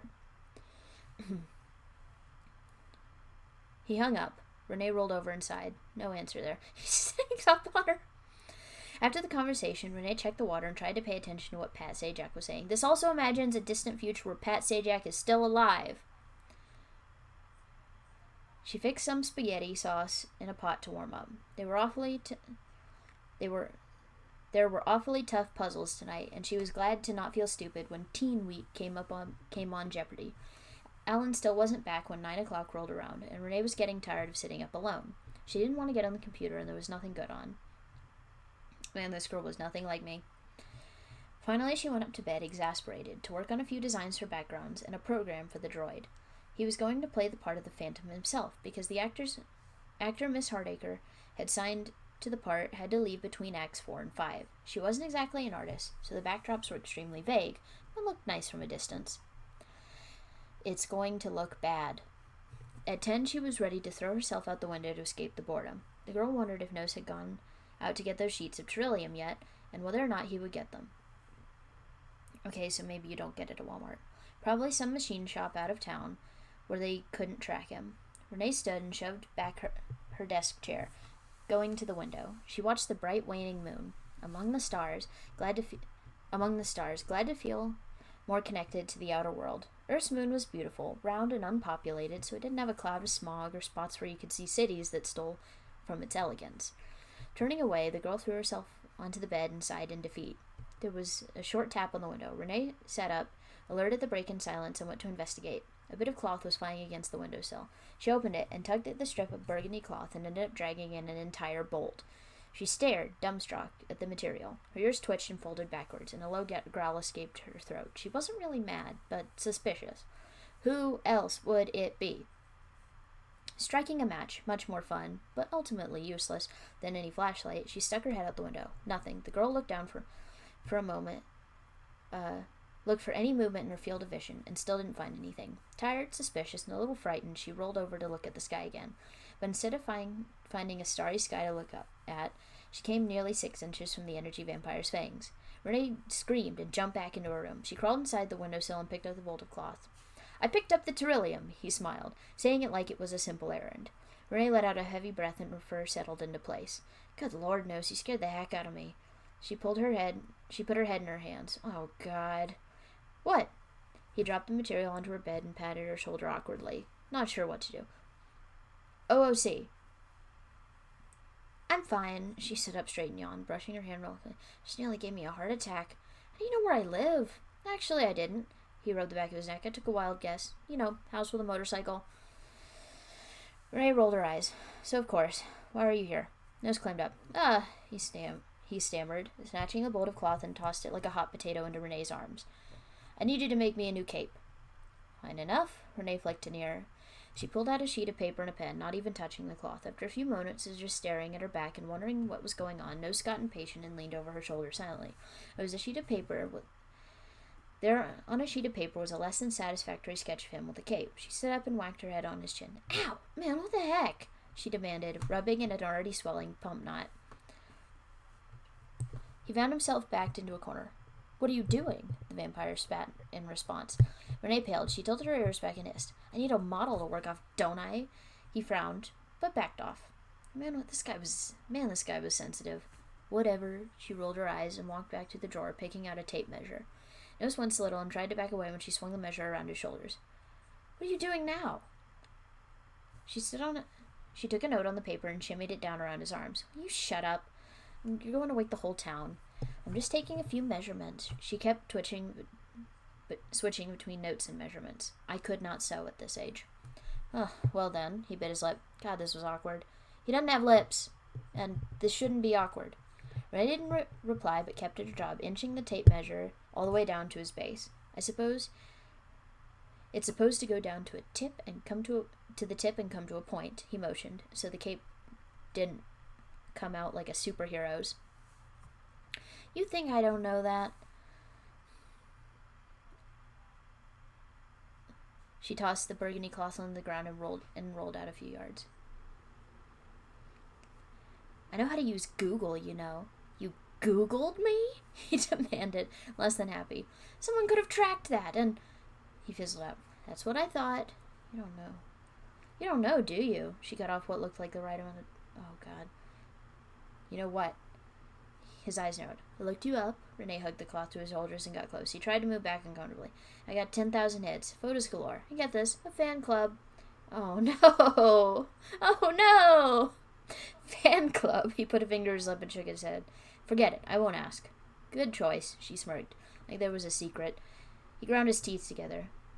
"Penny for your thoughts, Nose?" She dropped the cloth and started cutting a few marked areas where she had slid in pins. "It's going to take more than a penny. Seriously." "What?" He examined his fingers nonchalantly. "What all planets did you hit with that wirewolf gun?" The vampire's eyes got big, but he answered easily. "Can't hurt us. Let's see. Rhizome, Capital Planet, of course, Star Command, and Tangia. I think that's all I got to." Renee sighed with relief. "What is it?" "I'm just glad you didn't hit Zephyr or Earth." He winked, but scowled a little. I wasn't totally aware of Earth's existence at the time, but nothing would have stopped me from hitting Zephyr. And eventually feeding there," she finished for him. "Right." He winced. She laughed a little. It was nervous, high-pitched giggle, like someone trying to get an awful idea out of their head. "We would have been awfully funny-looking werewolves, cat people." He snickered a little, too. "Surely." By midnight, Renee had run the cape through the sewing machine and given it to Nose. Her father had called to let her know he wouldn't be home because traffic backup and more business to discuss. He wouldn't be back until noon tomorrow. "You left your daughter alone. She's 14.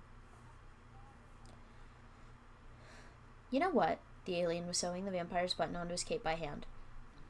"I may not come in tomorrow." He frowned, disappointed. "Come on. You've got to finish repairing me. I even got armorilium plating." "I don't have to do anything," she hissed teasingly. "You owe me big nose for A2. I could leave you right now, and never finish repairing you. Then you'd have to find a way off Earth without getting caught. And I could always turn you in." He grabbed her by the shoulders and spun the girl to meet him. Okay. OOC. It kills me to say this. Don't think it doesn't. But, please? She smirked. Victory. I'll finish repairing you. Don't worry. She relaxed and took his hands off her. She walked to the closet and, opening it, slid an air surfing board out from behind the hangers and full of clothes. I need a drink. I need a break.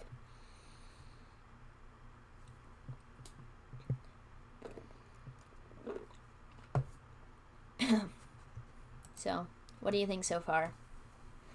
It is weirder than I remember.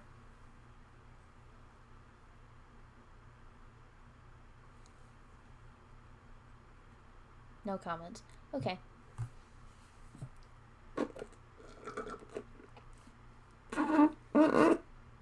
I'm so sorry about that noise. Alright. Back in the saddle.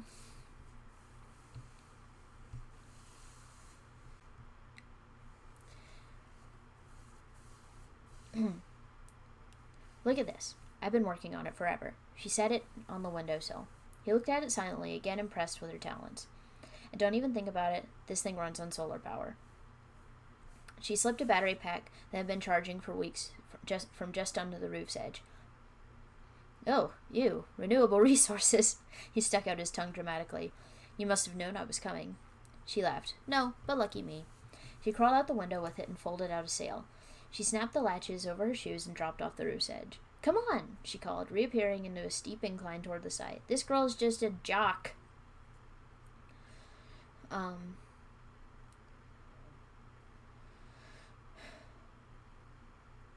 She called, reappearing in a steep incline towards the sky. I had been watching too much Treasure Planet.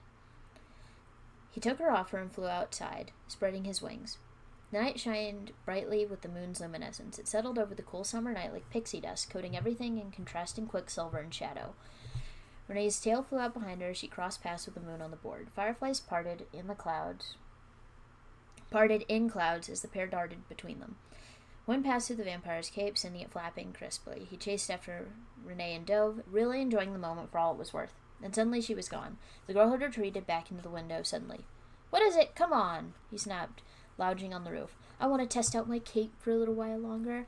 Stop it. Stop it. Everyone go to jail. The vampire whined good-naturedly. You can test it all you want in a week or so. She shuffled through some drawers, tossing items left and right carelessly. Huh? Dress rehearsals at the theater start a week before the play. You can stay with me then. She looked back up at him out of the corner of her eye, but continued rummaging through the cabinet. And what does that have to do with anything? Why don't they just have the performance in your school auditorium? And why in the summer? I ask these questions. Stop thinking like I do now, 13-year-old me. Ah, here it is. She tugged an old necklace out of the chest of drawers. Because we need a bigger building. The late summer was the only time the Rangers could come. Hey!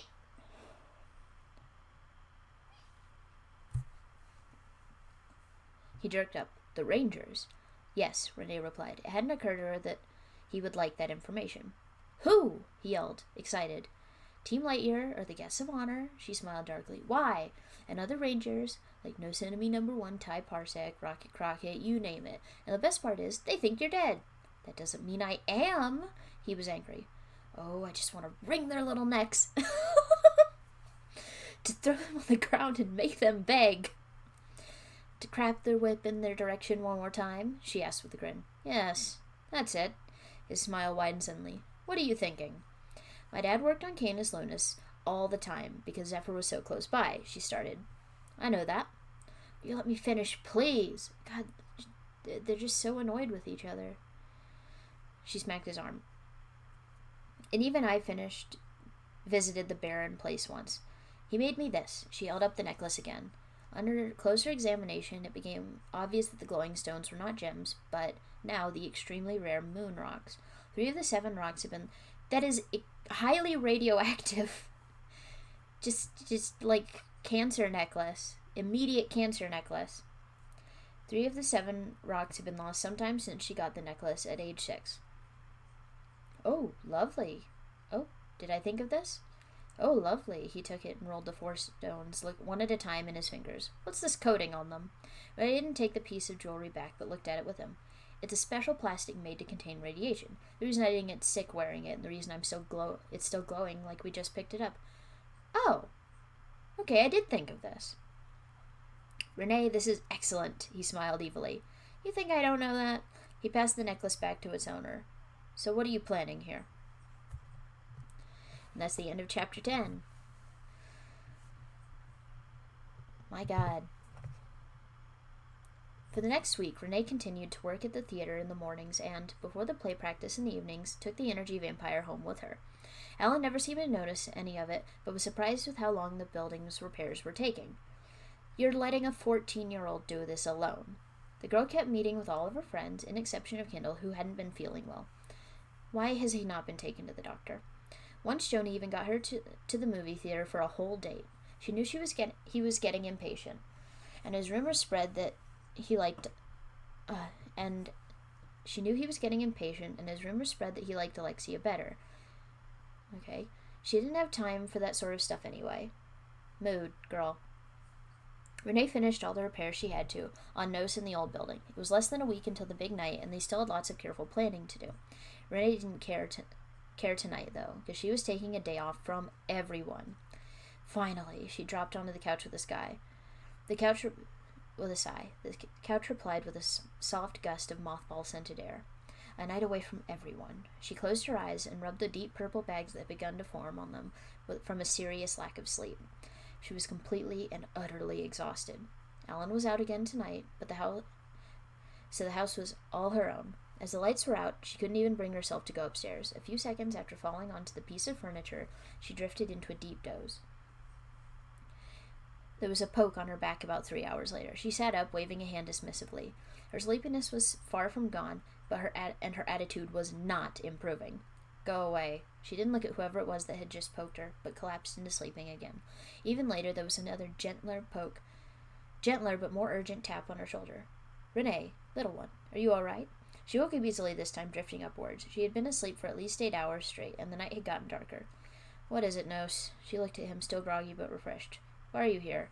He frowned but gave a sigh of relief. I decided to eat out all night. But beside the point. Are you okay? I don't remember this at all. Renee sat up straighter. Yes, why? Something was definitely wrong. The vampire wouldn't care so much otherwise. Your door was open. He pointed at the door. What? Renee jumped off the couch and slammed the door. Was someone here? That's what I came to ask you. He looked at her, worried for the safety of their plan. I was not at all not at all like, ooh, they like each other. It's just like, she's got a dumb teenager crush, and he is just, doing what he does, but being weirdly nice. Renee struggled to remember anything she had heard in her sleep and found it nearly impossible. Somebody broke in and didn't lay a finger on me, she pondered. Is anything stolen? I don't know, I just got here, he said impatiently. So check. Of course. Renee began to mount the stairs to her and Alan's rooms. Nothing was changed in Alan's room, the hall closet, or the storage room, but it was a totally different story in Renee's room. Things had been thrown everywhere. Little things, nothing important. Clothes were strewn everywhere about the floor. Papers, books, and stuffed animals were mixed in with the cloth mess, but nothing was broken. Not a single shred of paper was even torn on the edge. Oh my God, she looked around her room, more scared than she had ever been in her entire life. It was very possibly more terrifying that nothing was broken. Someone had taken great care to make sure nothing was damaged. But who? Who did this? She looked back at the energy vampire, who was desperately digging through the open drawer where she kept the necklace hidden. Do you really think I know? The whole plot is riding on you. If I knew, they would be dead. He found the necklace and held it up thankfully, undamaged and unmoved. Renee shivered. Kendall sat huddled on the floor of his room with the puppy-shaped stuffed animal he had taken from Renee's room. He wanted to hug it forever, but vaguely realized it was nearly 2 o'clock in the morning and he needed to get his sleep. That was one thing he could still keep clearly, a sense of time. The only sense he had left. His condition had been slowly worsening for the last week or so, and there was only one thing on his mind, constantly a battle with a completely opposite idea. Kill the Zephyrite. It seemed like the only solution to everything that had gone wrong in the last few weeks. Reality was breaking apart and tumbling into an abyss where thought didn't exactly matter. But there was a little of the original Kindle in that husk. He was still her friend, that was for sure. It was why he hadn't killed her or broken her things during the break-in earlier. Just emotional damage, you know? He didn't. His room was clean, and that seemed to put his mother off enough to keep from investigating, but he was going insane, more slowly than not. It certainly wasn't his fault. Maybe it was a disease, maybe it was something in the earth air, who knew? But a brain tumor was forming in the center of his brain. Right now it was about the size of a large grape. In a week it would be roughly like a golf ball and causing enough damage to kill a human. But he wasn't human. His body could take it for just a little longer. His mind, however, couldn't. He was breaking mentally.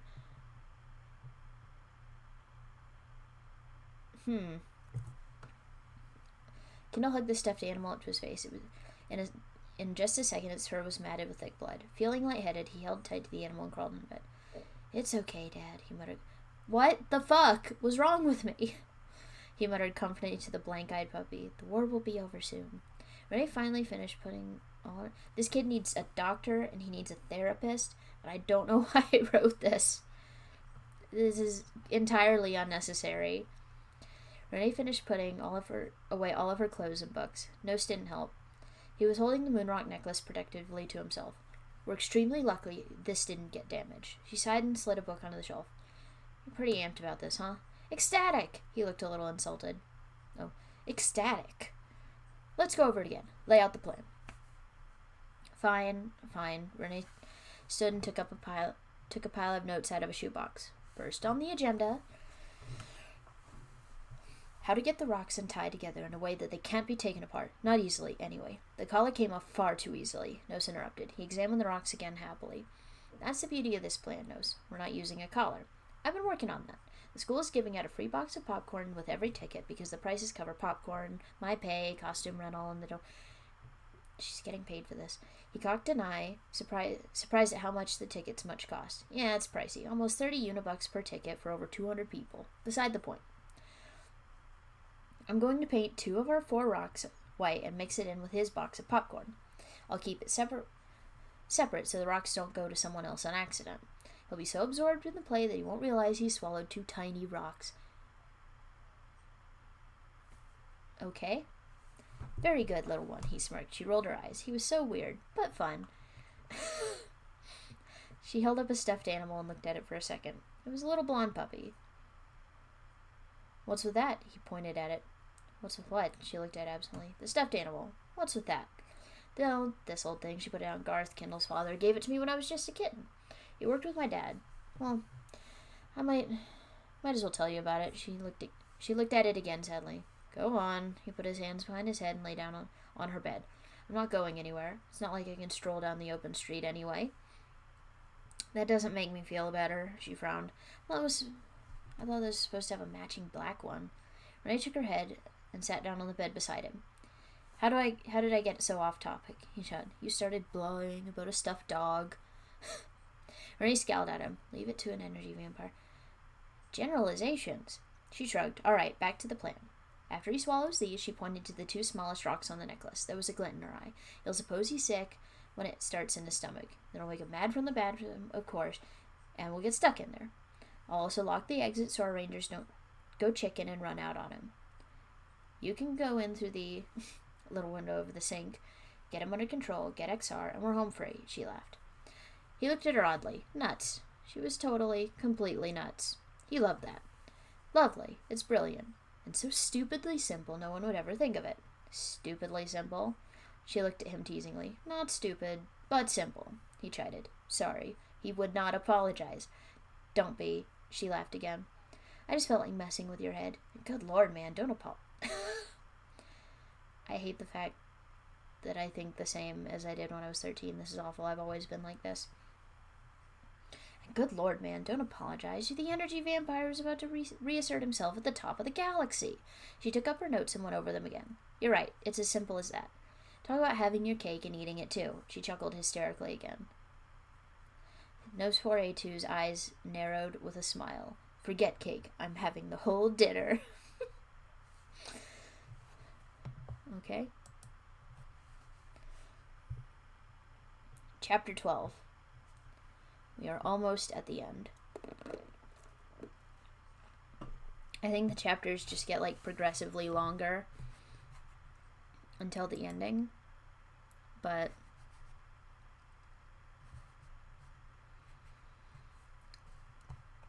it sure is gonna be something.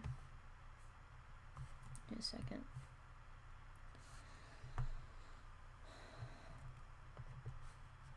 That's not what I meant to click on.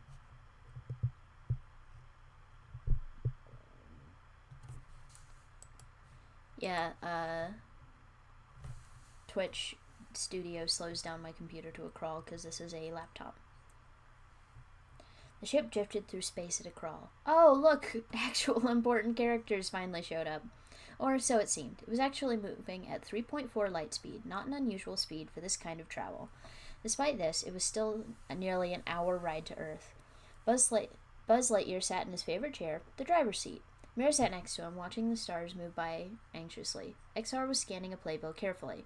Booster rocked back and forth impatiently, barely paying attention to his monitor. Ty, who had hitched a ride with Team Lightyear, stared blankly out a window. His eyes swam among the stars pleasurably. "Hey!" XR yelled, giving everyone a jolt. "I know this girl. Renee Gade. Well, wasn't she Alan's daughter? Funny, but she was a nice girl." He put a hand against his helmet, rubbing it. "She must be nearly 15 now. A backstage decorator, too. I used to babysit her, you know. Well," he snickered, "only once." "Ah, yes, the girl you pitched out her upstairs window." Ty had turned away from the window. "XR!" Booster stared at him. He shouldn't have been surprised, but he was anyway. "You didn't!" "What?" XR looked offended. "Something fell through the roof." "What the fuck? Why would they remember?" Okay. This, like, fails the OC Bechdel test. "Relax, XR," Buzz cut in. "You made a mistake. It's not a big deal. Everyone does," he laughed. "Unless you know exactly what to do." "Like you, Buzz?" Ty sighed and crossed his arms. He scowled. "Do you know how many times I've heard that?" Ty, Mira looked back at him. It was going to turn into something. It always turned into something. I know, he flapped a hand dismissively. "Old problems, new problems, life in general." He looked out the window again. "Those speeches just get so annoying. And yeah." He finished speaking abruptly and resumed staring blankly at the universe outside. XR started again. "Yeah, old problems. Old dead problems, mind you." He clapped half the back. "Loosen up, guy. No more worries." This is so bad. It's so bad. Okay. "If Zurg doesn't get the stupid idea to rebuild," Booster started. "Don't say it, will you please?" Ty looked at him. "Don't say it, and I don't even think Zurg is that stupid after we blew the top off his palace." Ty frowned. "Ha, yeah, kaboom." XR waved his hands. "Robot mignon." "XR, you are not helping." Mira attempted to whisper across the cabin. Ty sighed again. He was happy about it. He just didn't like to talk about it. Can you blame the poor guy? I can't. "It's fine. XR's right. Gone, gone, goney gone. I'm just glad I never have to see that face again." He stuck out his tongue like it was the most unsavory image he could imagine. XR laughed crazily at that. True. What I'm glad for is that I never have to listen to his preachy mouth again," he said half jokingly. Preach. I mean, really." What the... He did an almost perfect impression of Nose 42's voice. Oh my god, I can't do this. This is really bad.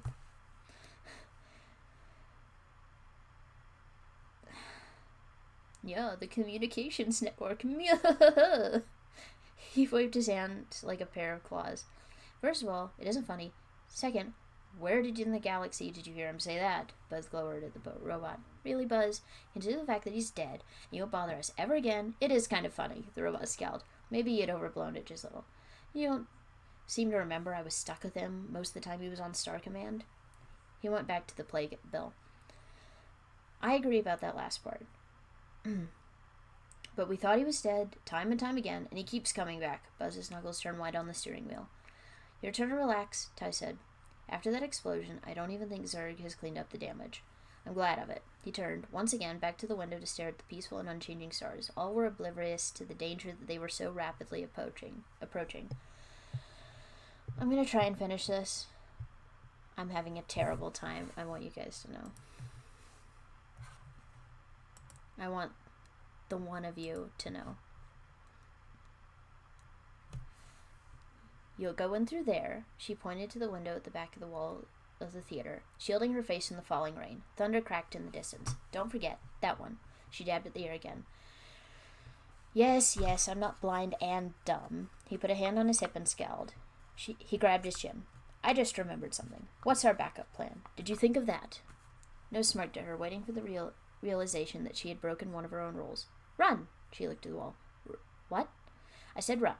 I want you to leave the theater at the first definite sign of backwards progress. She looked at her feet. Are you sure? I mean, that's not very proactive. He looked at her like she was insane. No, you idiot. I want you to kill me and my family. Of course not. Just do it. Maybe kill some of the rangers if you can afford to, at most. Otherwise, girl, bloodthirsty. Otherwise, fly away and don't come back. You'll have to face the law, you know. I know, she frowned sadly. It was a worthless idea. But if I come up with something better, I'll let you know. Renee pretended to fire a starting gun. Lights, camera, action. He finished her sentence. Go time. I thought this was so cool when I was 13. Welcome one, welcome all, Renee called as she waved people into the theater, handing popcorn to the rangers and civilians that came in. She was wearing a purple blouse and a pair of black dress pants to look nice for the special occasion. When Team Lightyear stepped in the lobby, she lit up. They were wearing black tie apparel, no spacesuits. She shook Buzz, Mira, and Booster's hands happily and gave them each a box. She smiled at Ty sincerely. He was something special. Much better looking than the energy vampire had described. Girl! No! It would almost hurt to see him die. Oh my god. Oh well. Hello, Ranger Parsec. She took his hand with both of her hands and shook it gently. There were a few more compliments and flatteries, then he moved along. Oh, wait! The alien ruffled through a few boxes and found the one she had stashed a few inches behind the others in the bottom shelf. Here you go. He nodded and went back up to the third row from the very front, popping a piece in his mouth and chewing. He came back again for a second. Eager, aren't you? He said. Renee felt herself perk up even more. Yes, I worked really hard on this. Making last-minute plans and all. I expect big results. She stood up straight again, grinning ear to ear.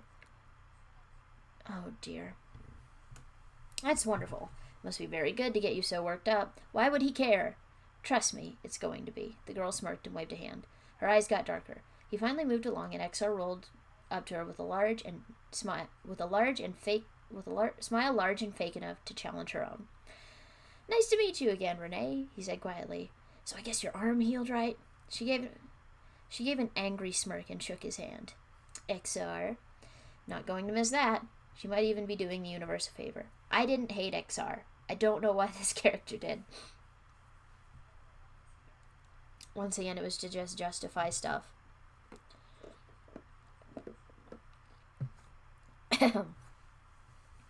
She went wistfully backstage and prepared to work theater magic. Something much more brilliant was stirring beneath it all. No, it's not actually all that brilliant. But she had a job to do. She got checks from the lights, actors, musicians, and director that everything was ready to go through her head. Is she also stage manager? Check 1, 2, 3, acknowledge. She's handing out popcorn. She's stage manager. She basically, fixed up the entire theater, made the backgrounds program. Of course I guess she should be getting paid for this. The lights went dim and a spotlight appeared on the stage. Taking her cue, Renee... She also had to buy the materials herself. Ugh. Taking her cue, Renee pulled a rope to let down the right backdrop and lifted the curtains. Jonah walked into the lighted platform and started making his lines come to life. I guess he's playing Raoul? I don't know.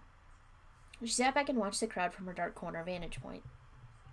The seats rippled as the sea of watchers settled. Kendall stepped up behind her in a full suit. But for somebody who didn't normally wear clothes, he looked good. Comfortable, pretty? He asked. The show was beginning. He peeked through the curtains. Be careful. Something could go wrong at any time. He didn't realize he was warning her. It was just a babble anyway. Meaningless or not, his voice was filled with hypnotic pride. Renee managed a jerky nod and stared dreamily into the crowd. Allergies are fucking killing me. Nose flattened himself against a rafter. He had come inside to watch for the right moment to go get Wirewolf. Just below, Ty was inhaling the popcorn as if there was nothing better in the world. It Might as well be good, he thought. It is his last meal. The lights of the stage grew brighter, and he looked down at a girl that fit the description of Agatha Gummer.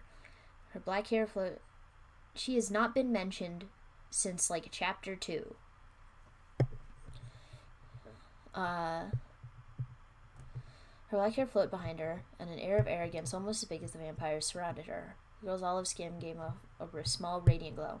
It'd be a terrible shame if something happened to her, he thought. He sighed, grinning. I wasn't even projecting. I didn't get bullied by anybody like that. I don't know what I was doing. XR glowered at the actors, already bored. It's not Broadway talent, that's for sure. He opened a compartment in his chest and brought out a martini glass. He poured half a glass of oil and spiked it with some antifreeze. What are you doing? Mira asked it angrily. Keeping warm and awake. Fine. I'm gonna have to be pretty lubed up to stay up for this play. What the fuck? He emptied the glass into his mouth. In his opinion, the play and the benefit were just big wastes of time. Okay. Mira gave him a disapproving scowl but didn't say anything more. Ty stuffed another fistful of popcorn into his mouth. Ty, it's not that good, she worried at him. It's fine, I just really love popcorn. He wasn't exactly telling the truth, though. Normally he hated anything so bland, but the popcorn was addictive. It seemed like something was leaving bitter hints in the aftertaste. It's like coffee, he nodded. What? Never mind, he muttered, eating another handful of corn. Suddenly there was a painful crack and a pop as he bit on a rock and swallowed it. Ty rubbed his jaw. Stupid seeds, he growled. The man filled his stomach to start doing flips. A sickening sensation welled up in his throat. Bathroom, he choked, dropping his popcorn, and ran. This is incredibly stupid. 14. 2 chapters to go. Renee found the rope for the basement backdrop and lowered it. Kendall came up behind her again. She turned to him, smiling. She had seen Ty make his mad dash for the men's room, and now the seat was empty. Popcorn spilled over the floor. She just went with this. She was just like, cool, robot guy. Let's murder some people. You know, like teenagers do.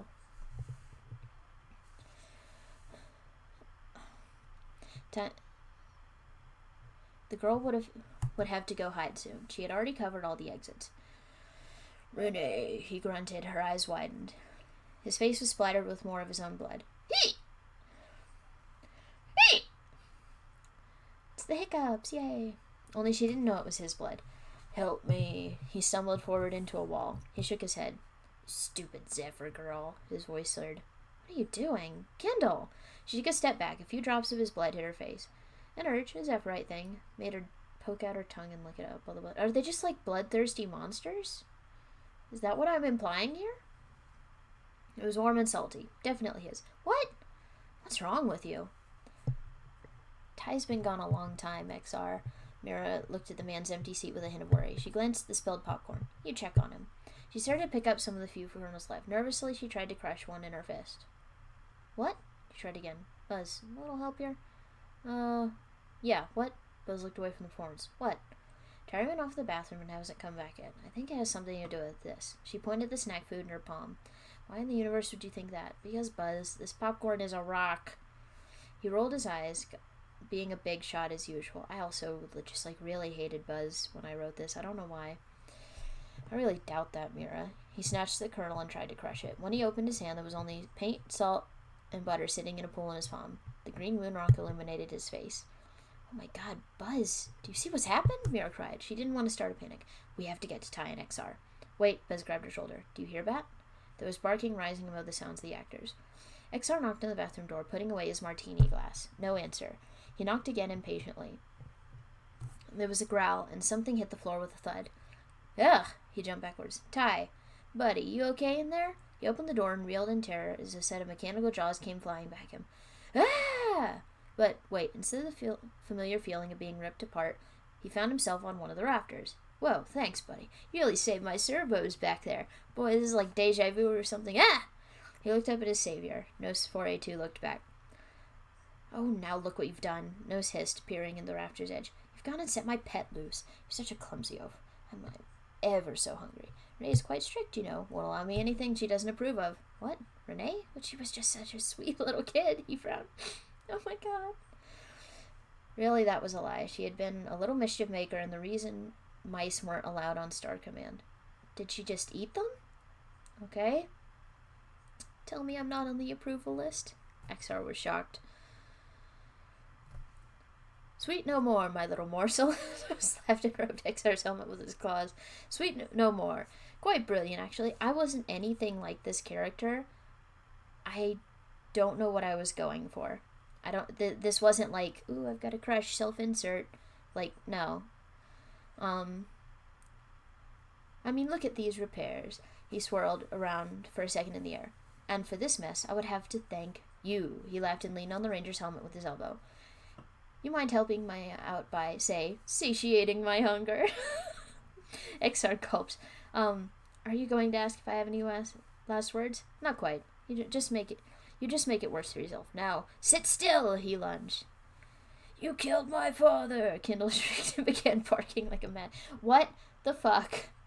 She backed up and stumbled away, falling off the stage onto her back.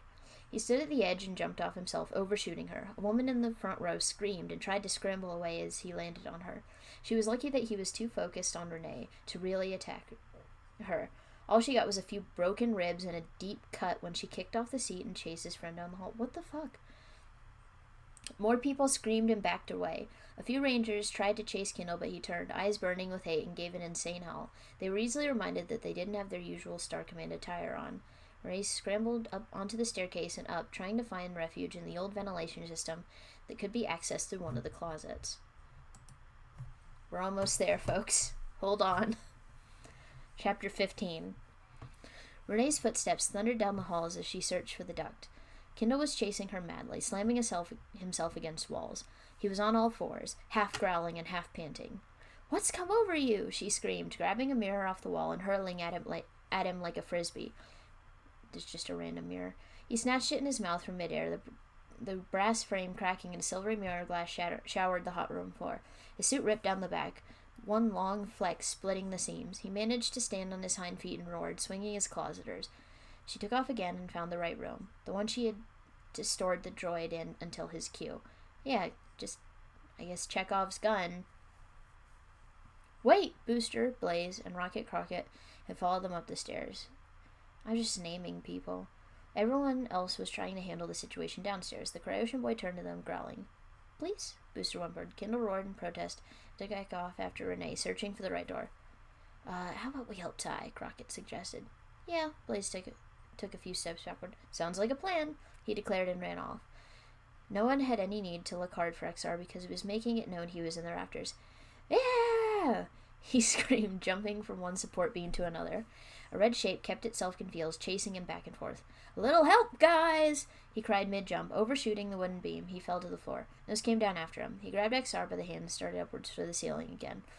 XR's hand popped off and he tumbled to the floor. Ugh!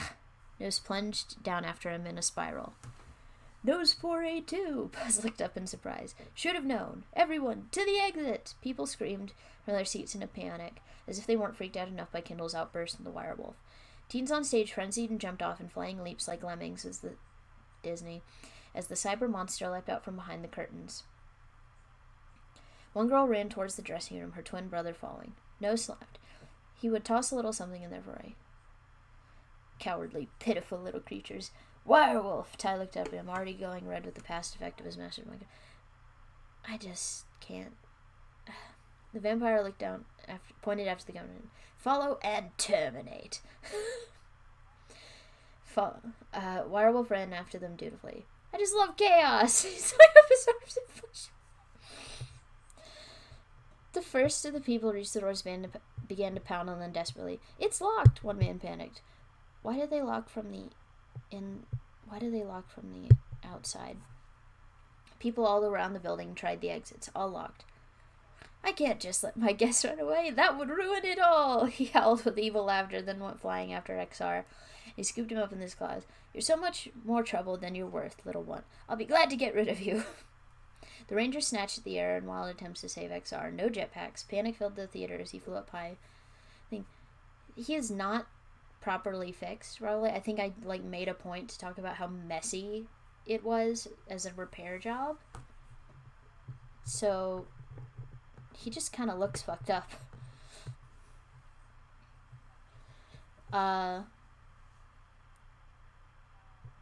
The The Ranger snatched the air in wild attempts to save XR. No jetpacks. Panic filled the theater as he flew out a high window onto the roof. Renee broke through the door to the ventilation system, suddenly pushed back by a wind of a huge fan that fed cool air into the theater. Her hair swirled in all directions. That's not how this works. She was in the highest room of the building. It was practically an attic. What are you doing in here? Is it my cue? The robot asked in confusion. The girl was in a state of panic. He snickered. I don't usually get guests. No time, Renee gasped. Hide me. There's a mad Cryosian chasing me. What are you talking about? He strolled casually towards the door and looked down the hall. I don't see anything down that. He was jerked out of the door and returned in a storm of flying. So he's not so much Chekhov's, gun as, Chekhov's, cool mirror that you break. Or, I guess it is Chekhov's gun, but you just snap the gun over your knee instead of it doing anything. Renee was splattered with servo fluid. A few scraps of metal lodged themselves in her skin. She ducked in the biggest part of the barrage she had worked hard to repair and reprogram, screaming in pain and terror. The robot's head soared over her wall. Now I see it. It stifled a gag and shut down, eyes going dark. Kindle stepped in, an animal, grin deforming his dirty snout. Why was I so focused on this? His bulk made him bend under the low ceiling until he was on all fours again. With an awful growl, he pushed upward and broke through the ceiling. How tall is he? Rain gushed into the room with a shower of glass and wood. She backed up, tail entwining with the bars of the fan, and it was nearly shredded. She winced. He swung above her head wildly, practically blind with rage now, and tore away the grate. A vortex swirled behind Renee, sucking everything into the fan. The metal grate scraped along her back and drew blood when Kindle tossed it away. Papers and parts of the droid were sucked into the flying blades. That's not how this works. Another swipe of his paw, and Renee felt claws rake through her face and scrape as deep as the bone.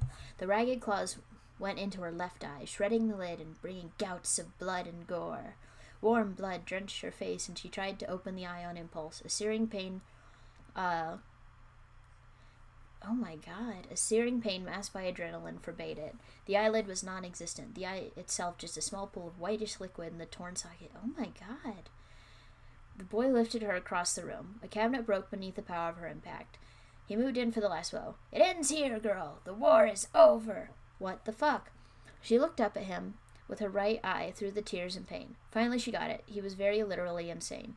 In a last sad and futile attempt to save her own life, Renee kicked him powerfully in the stomach with both feet. His eyes got big. The wind had been knocked out of his lungs. Kindle fell backwards in the fan, nearly taking Renee with him. She dug her claws into the softwood floor and watched her best friend die. They were not good friends. I established this earlier. They were not good friends. He was torn limb from limb. She came loose from the floor and nearly got sucked in again. The fan jammed on a bone, a verse splaying blood against the walls. As Everett was thrown out onto the roof, Renee took one last look at the carnage. She slid down the roof tiles and into the rain. The thunderstorm had brightened Nose's mood, if that was possible. He was already having the best night of his life. Everything was going well, even if the plan had fallen apart. The vampire was about to have the revenge he sorely wanted for so long. Soon he would take the werewolf as well, and all thanks to the hospitable little girl, Renee. Hello? XR looked annoyed. You gonna let me go or not? Of course not, little one, Nose smirked. The Dark Master does not give second chances. This is like the fourth time. He prepared to dig in, but was distracted by screams across the roof. There was a flash and another scream, and a mess went flying onto the roof out of a tiny room had been ripped apart.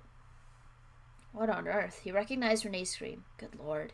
Nose looked down at XR angrily and threw him off the roof. He would not care. He tumbled downward and dropped off the edge. The robot forgot to open his jetpack, and there was a satisfying sound of shattering glass. XR shrieked, My head! Put my head on my body! It was pleasing enough until he could come back and finish the kill. Nose flew across the roof. Outside the room had been absolutely destroyed. Blood that looked black in the darkness had been splattered around mixed with jellied gore. It looked like someone had just gone through a food processor. At first he thought it was the girl's remain, but a piece of large red furry ear that had been stuck to the wall with a blood-stained blood banished this. What the fuck? The thunder cracked behind him. It was determined that this wasn't her, so where was she? There was another scream, and Nose spotted her hanging desperately onto a broken shingle at the roof's edge. "Nose, please help me!" She whimpered brokenly. There was hardly enough strength for her to keep hold. Her wet paws slipped off and she disappeared over the edge. The vampire rushed to her rescue, barely managing to swoop and catching her out of the 40-foot drop. She was covered with gore, but this was her own. Her hand, the one cushioning the back of her head in particular, was covered in blood and rain. One eye was only a few shreds of meat in an ugly hole. Her fur was matted with it too. "Just what did you do to yourself?" He nearly gagged. There was something else other than this disgust in his voice, though. Sympathy, maybe regret. He felt bad that she had been injured so badly. The vampire took it into consolation she might die. Certainly would have if he hadn't been there. Why does he care? I was projecting. Her head lolled over, escaping the pain into unconsciousness. He delivered her gently to the ground in front of the entrance, just as one powerful ranger kicked down the door. Nose turned down to save his reputation, hissed before darting away. People crowded out and around the injured girl. Buzz ran towards the stage to herd the last people out and stop Ty if he had to. Mir and Busta followed a little hesitantly. Wirewolf howled backstage, and a girl cried out, more in fear than pain. Both the Gummers had squabbled up to the catwalk and kicked away the ladder. Agatha's ankle was bleeding and broken. I did not... Who had... Okay. Bo had a deep set of scratches along his back. Wirewolf was curled into a ball, choking and gagging on something. It was obscuring his airway. Why would he need to breathe? He's a robot. We've got to help him, Mira stepped forward, but backed away when he growled at her defensively. Buzz, what can we do? I don't know, Lightyear yelled back. He really hadn't the slightest idea how to handle this. About then there was a plop kind of noise, and a green rock came flying out of the werewolf's windpipe. It hit Booster squarely between the eyes. Mira took aim and blasted it to pieces. Ty? The question hung in the air on tension itself. Some doubted it would ever get a response.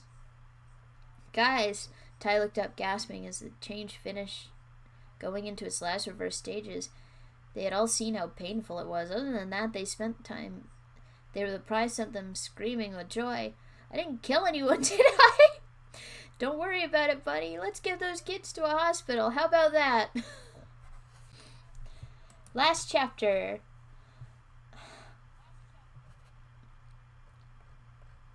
Oh, this one's long. Okay.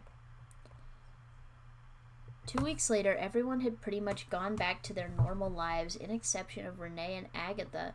The girl that always despised Renee certainly wasn't any closer to liking the alien. In fact, she hated the other worlds even more now. Thanks to Werewolf, she just got more racist. That's her arc. She could never walk on the foot he had bitten again because he had simultaneously broken the growth plate and the Achilles tendon. That's also not how this works. Renee was still recovering from the wounds that had nearly taken her life. The joke was that she at least looked better. Truthfully, she'd never look the same again. Her left eye was being replaced with a bionic one that was due in today. All the machinery was in. All she needed was the cover. Alan came running into the hospital room and nearly tripped over his own feet. "Oh, it's here! It's here! It's here! It's here!" He jumped up and down, careful not to break the glass. He opened the box and frowned. "Red. What the?" He hissed in frustration. "Sorry, Renee. I think it was 5 days of waiting down the drain. It came in red instead of green." He held up the custom-made slab of glass with a golden frame. As much as the color would contrast with her green eye, Renee smiled. "It's fine, Dad," she said with a reminiscent grin. "But," he pouted, "I mean, sure. Why not? I've always liked the color red. Ooh, call back." She laid back and shut her eye. Alan sighed but gently pushed it into place, snapping everything that needed to be put together just so. "Okay, look." She blinked. She blinked, focusing on her father's friendly face. After a few clicks, the ocular lens adjusting, the world went from fuzzy to clear. There was a reddish glow around that side of the world, but it came in pretty much normal. "Oh, it's great, Dad. Can I go outside?" she gasped excitedly. He looked a little nervous. His daughter had been commanded to tell the entire story, every detail. Lucky her, Renee wasn't dumb enough to tell the truth and had just spun out something similar, depicting herself as the hopelessly charmed damsel under threat. She needs to be in jail from a villainous energy vampire. After a second, he smiled tenderly. "Go right ahead, kitten." She leapt out the bed and tore out the hospital gown, having worn regular clothes under it for the last couple of days. just sounds uncomfortable. She ran outside erratically and did a lap around the building. With a jump, she landed on the walk again. Renee? Renee Gate? Someone was walking towards her from a star cruiser. Mr. Lightyear, she asked as sweetly as possible. Mr. Lightyear? Buzz and XR stood in a sort of disapproving presence over here. They were alone. Okay. So you're out of the hospital. Buzz bit his lip. We are placing under official Star Command arrest for questioning about the events that played 2 weeks ago. Since we could not locate the energy vampire for request, you will be telling us the whole story. His arm crossed, spinning a pair of handcuffs on his... She's 15! I told you. He planned everything. I told you. Oh, it's XR. I told you she planned everything. We don't even need to question her. XR pointed at terrifyingly. He's like 3 feet tall. Nothing about him is terrifying. For your information, I had no part in the damage show, but I am willing to come with you and tell you what happened with Kindle, she lied. But could I go home for a little while, please? Her face drooped. She missed home too much to bear. The ranger cocked an eyebrow. Either she was acting or she was telling the truth. How to decide? It couldn't possibly hurt to have the teen here for one more day, could it? But she told me, XR argued. I was attacked, Renee pointed out again. See the eye? XR, don't get so worked up. Did you even have your recorder on? Buzz broke in, seeing the little bot was ready to plant a fist in the Zephyrite's slightly smug face. He's just gonna punch her. He's just gonna punch a teenage girl. No, the bot frowned, hitting his head on Himmel's sign. But he did. I'm going to say one thing in the villain's defense. The girl leaned up against a brick wall. He saved me. What? Buzz gave her an odd look, like she was delusional. He caught me when I fell off the roof. I doubt that, Buzz rubbed his head. It was possible if you didn't look at the 1,000,000 to 1 odds. Even I knew this was stupid. Listen, Ranger, the full thing will wait until I'm in the interrogation room, but I repaired him on accident. How do you do that? Out of curiosity, what the poor-looking thing did, you know? Something to tinker with. After that, it was all threats on me and my family's lives. She lied again. They would be fed the same story she had given her father, word for word. Hey! Maybe he was happy with my service. She's 15. She belongs in jail. Really? Buzz looked over suspiciously. Maybe that last sentence shouldn't have been put in there. She glowered at him, as if to say, dare you disagree with me? She's 15. Girl, no. Okay, that's all we need for now. He backed up. But keep in mind, we'll be back tomorrow for the official questioning. Good with me, she saluted with false respect. See you Rangers tomorrow. They nodded, XR still protesting, and left. See, there's a sequel to this. I was not nearly this, salty. I don't know why. I was like, I just gotta justify this. I gotta make them, stupid and mean or something like that. I just, got over it by the next one. It's not good. It's very stupid. But I got over it. Hey, someone whispered around the corner, when they took off. You're okay, right? She moved out of the back of the building and looked up at Nose. So he had stuck around. He was perched on a garbage can. Smirking, he licked his lips at the sight of her bionic eye. Maybe. She giggled and pushed the can over playfully with her foot.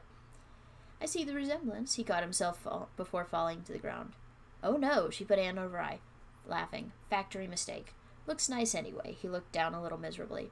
Don't worry though, you're still the most awesome bad guy vampire robot I've ever met. This is stupid. And how many do you know? He poked her on the top of the head with a chuckle. Never mind. You're kick butt, and I'm not afraid to tell it. Projecting. I was projecting really hard. I had nothing else to care about when I was 13. She crossed her arms, lip quivering a little. You saved my life, and you managed to get pretty close to taking out XR, even if most of it went horribly wrong. She touched the eye gently.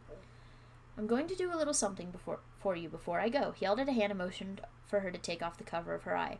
She took it off willing enough and passed the glass to him. What?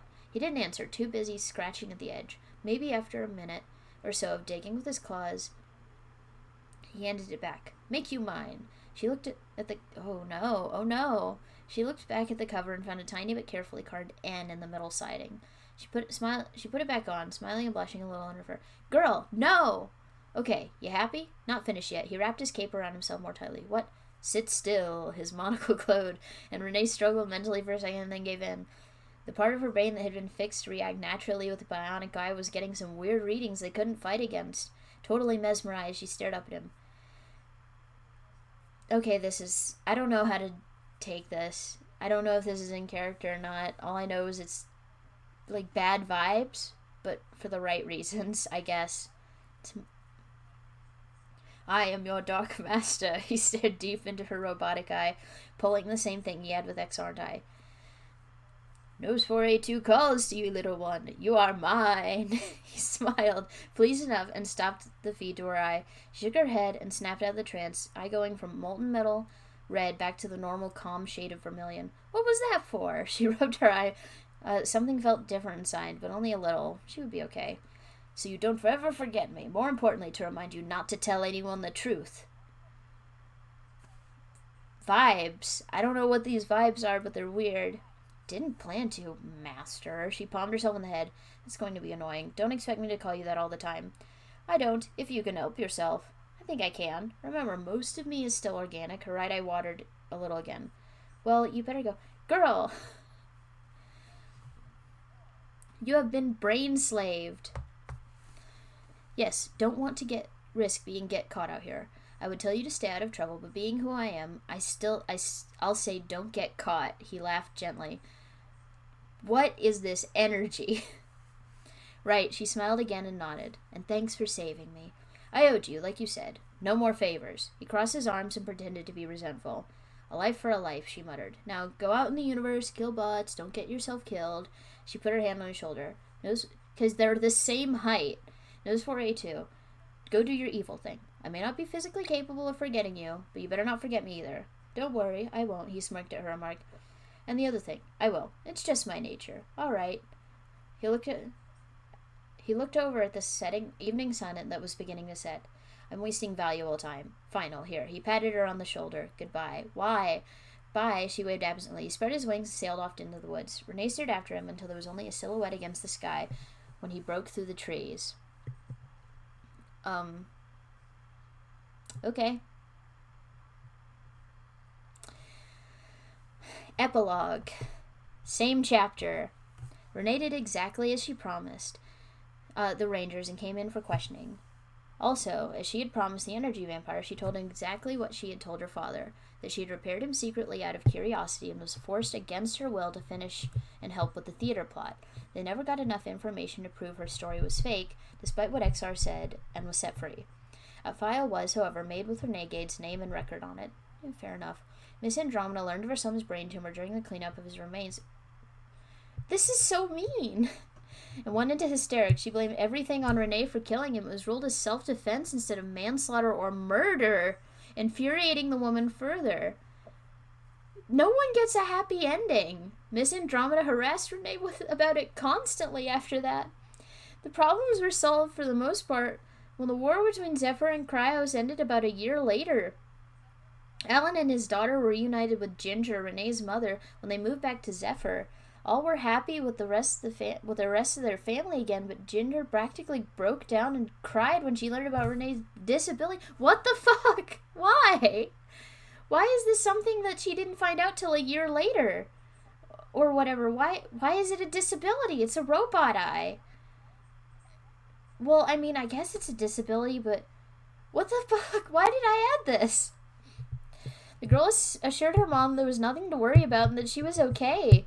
All finally got settled in enough for Alan to resume work for Star Command. He was reinstated as a researcher just like before because he didn't have a sense of smell? I mean, I think I did research that could, like, it would count as something that could keep you from being in the military, so I guess that was my logic. But why did I add this? Because of his work and training, Renee had to spend her summer on Star Command. At first, she felt rather unwanted, but apologized time and time again to Ty, and finally made amends. She befriended and developed... What? No, actually, no.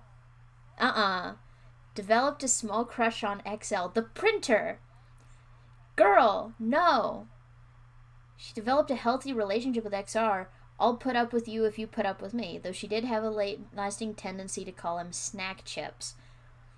I hate this. Renee's next adventure took place at age 17 on Star Command. She had moved back to Zephyr and was with her father for his summer training, but I'm not going to tell you about that coolness now. Why not save it for another tale of deception, woe, and Star Command? Please look forward to the sequel, quote-unquote, Under His Control, which is a thing I actually wrote that I do think is better than this, if I remember correctly. But, oh my god. Let's see what this one, review is, because this is bad. Review is 1. On Chapter 7, I can't remember what that one said. From Chuck Norris's sister. LOL, I see what Y did there. February 8th, 2015. That's it. Somebody commented on this thing 2 years after I updated it and posted it. Well, that is the first of my very bad Buzz Lightyear fanfictions. I am going to read the second one later, I guess. This was bad. This was very bad. I'm glad I read this. I hope you guys had a fun time. If you're watching this later, or if you joined the thing, I am at a loss for words. But also, like, I was very confident. Vibes. But it was bad. It was bad. I don't know why I wrote any of this like this. And I think I kind of realized that 2 years later when I wrote the sequel. Cool, I guess. Oh, I know why it was edited later. It's because I added the epilogue to tell people to go read the sequel. I don't know if they did. I'll have to see what the view counts on that one are. Let me check, actually. I want to check this. Okay, so this one had 1 review, 7 favorites, 5 follows, and does it say how many views it had? I can't tell. Nope, I don't want to watch I don't want to check out the whole thing for it. Let's look at my stupid ID. God, these are... Oh, God, they're so old. Don't look at any of this. Don't read any of this. I beg you. I didn't even post Under His Control here. I guess... Let me see if it's on my archive, which I also don't update anymore. But...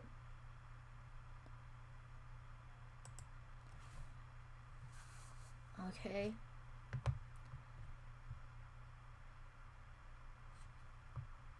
Nope, it's not on there either. It is on my, it is just in my computer somewhere. I will find it for next time. That this is bad.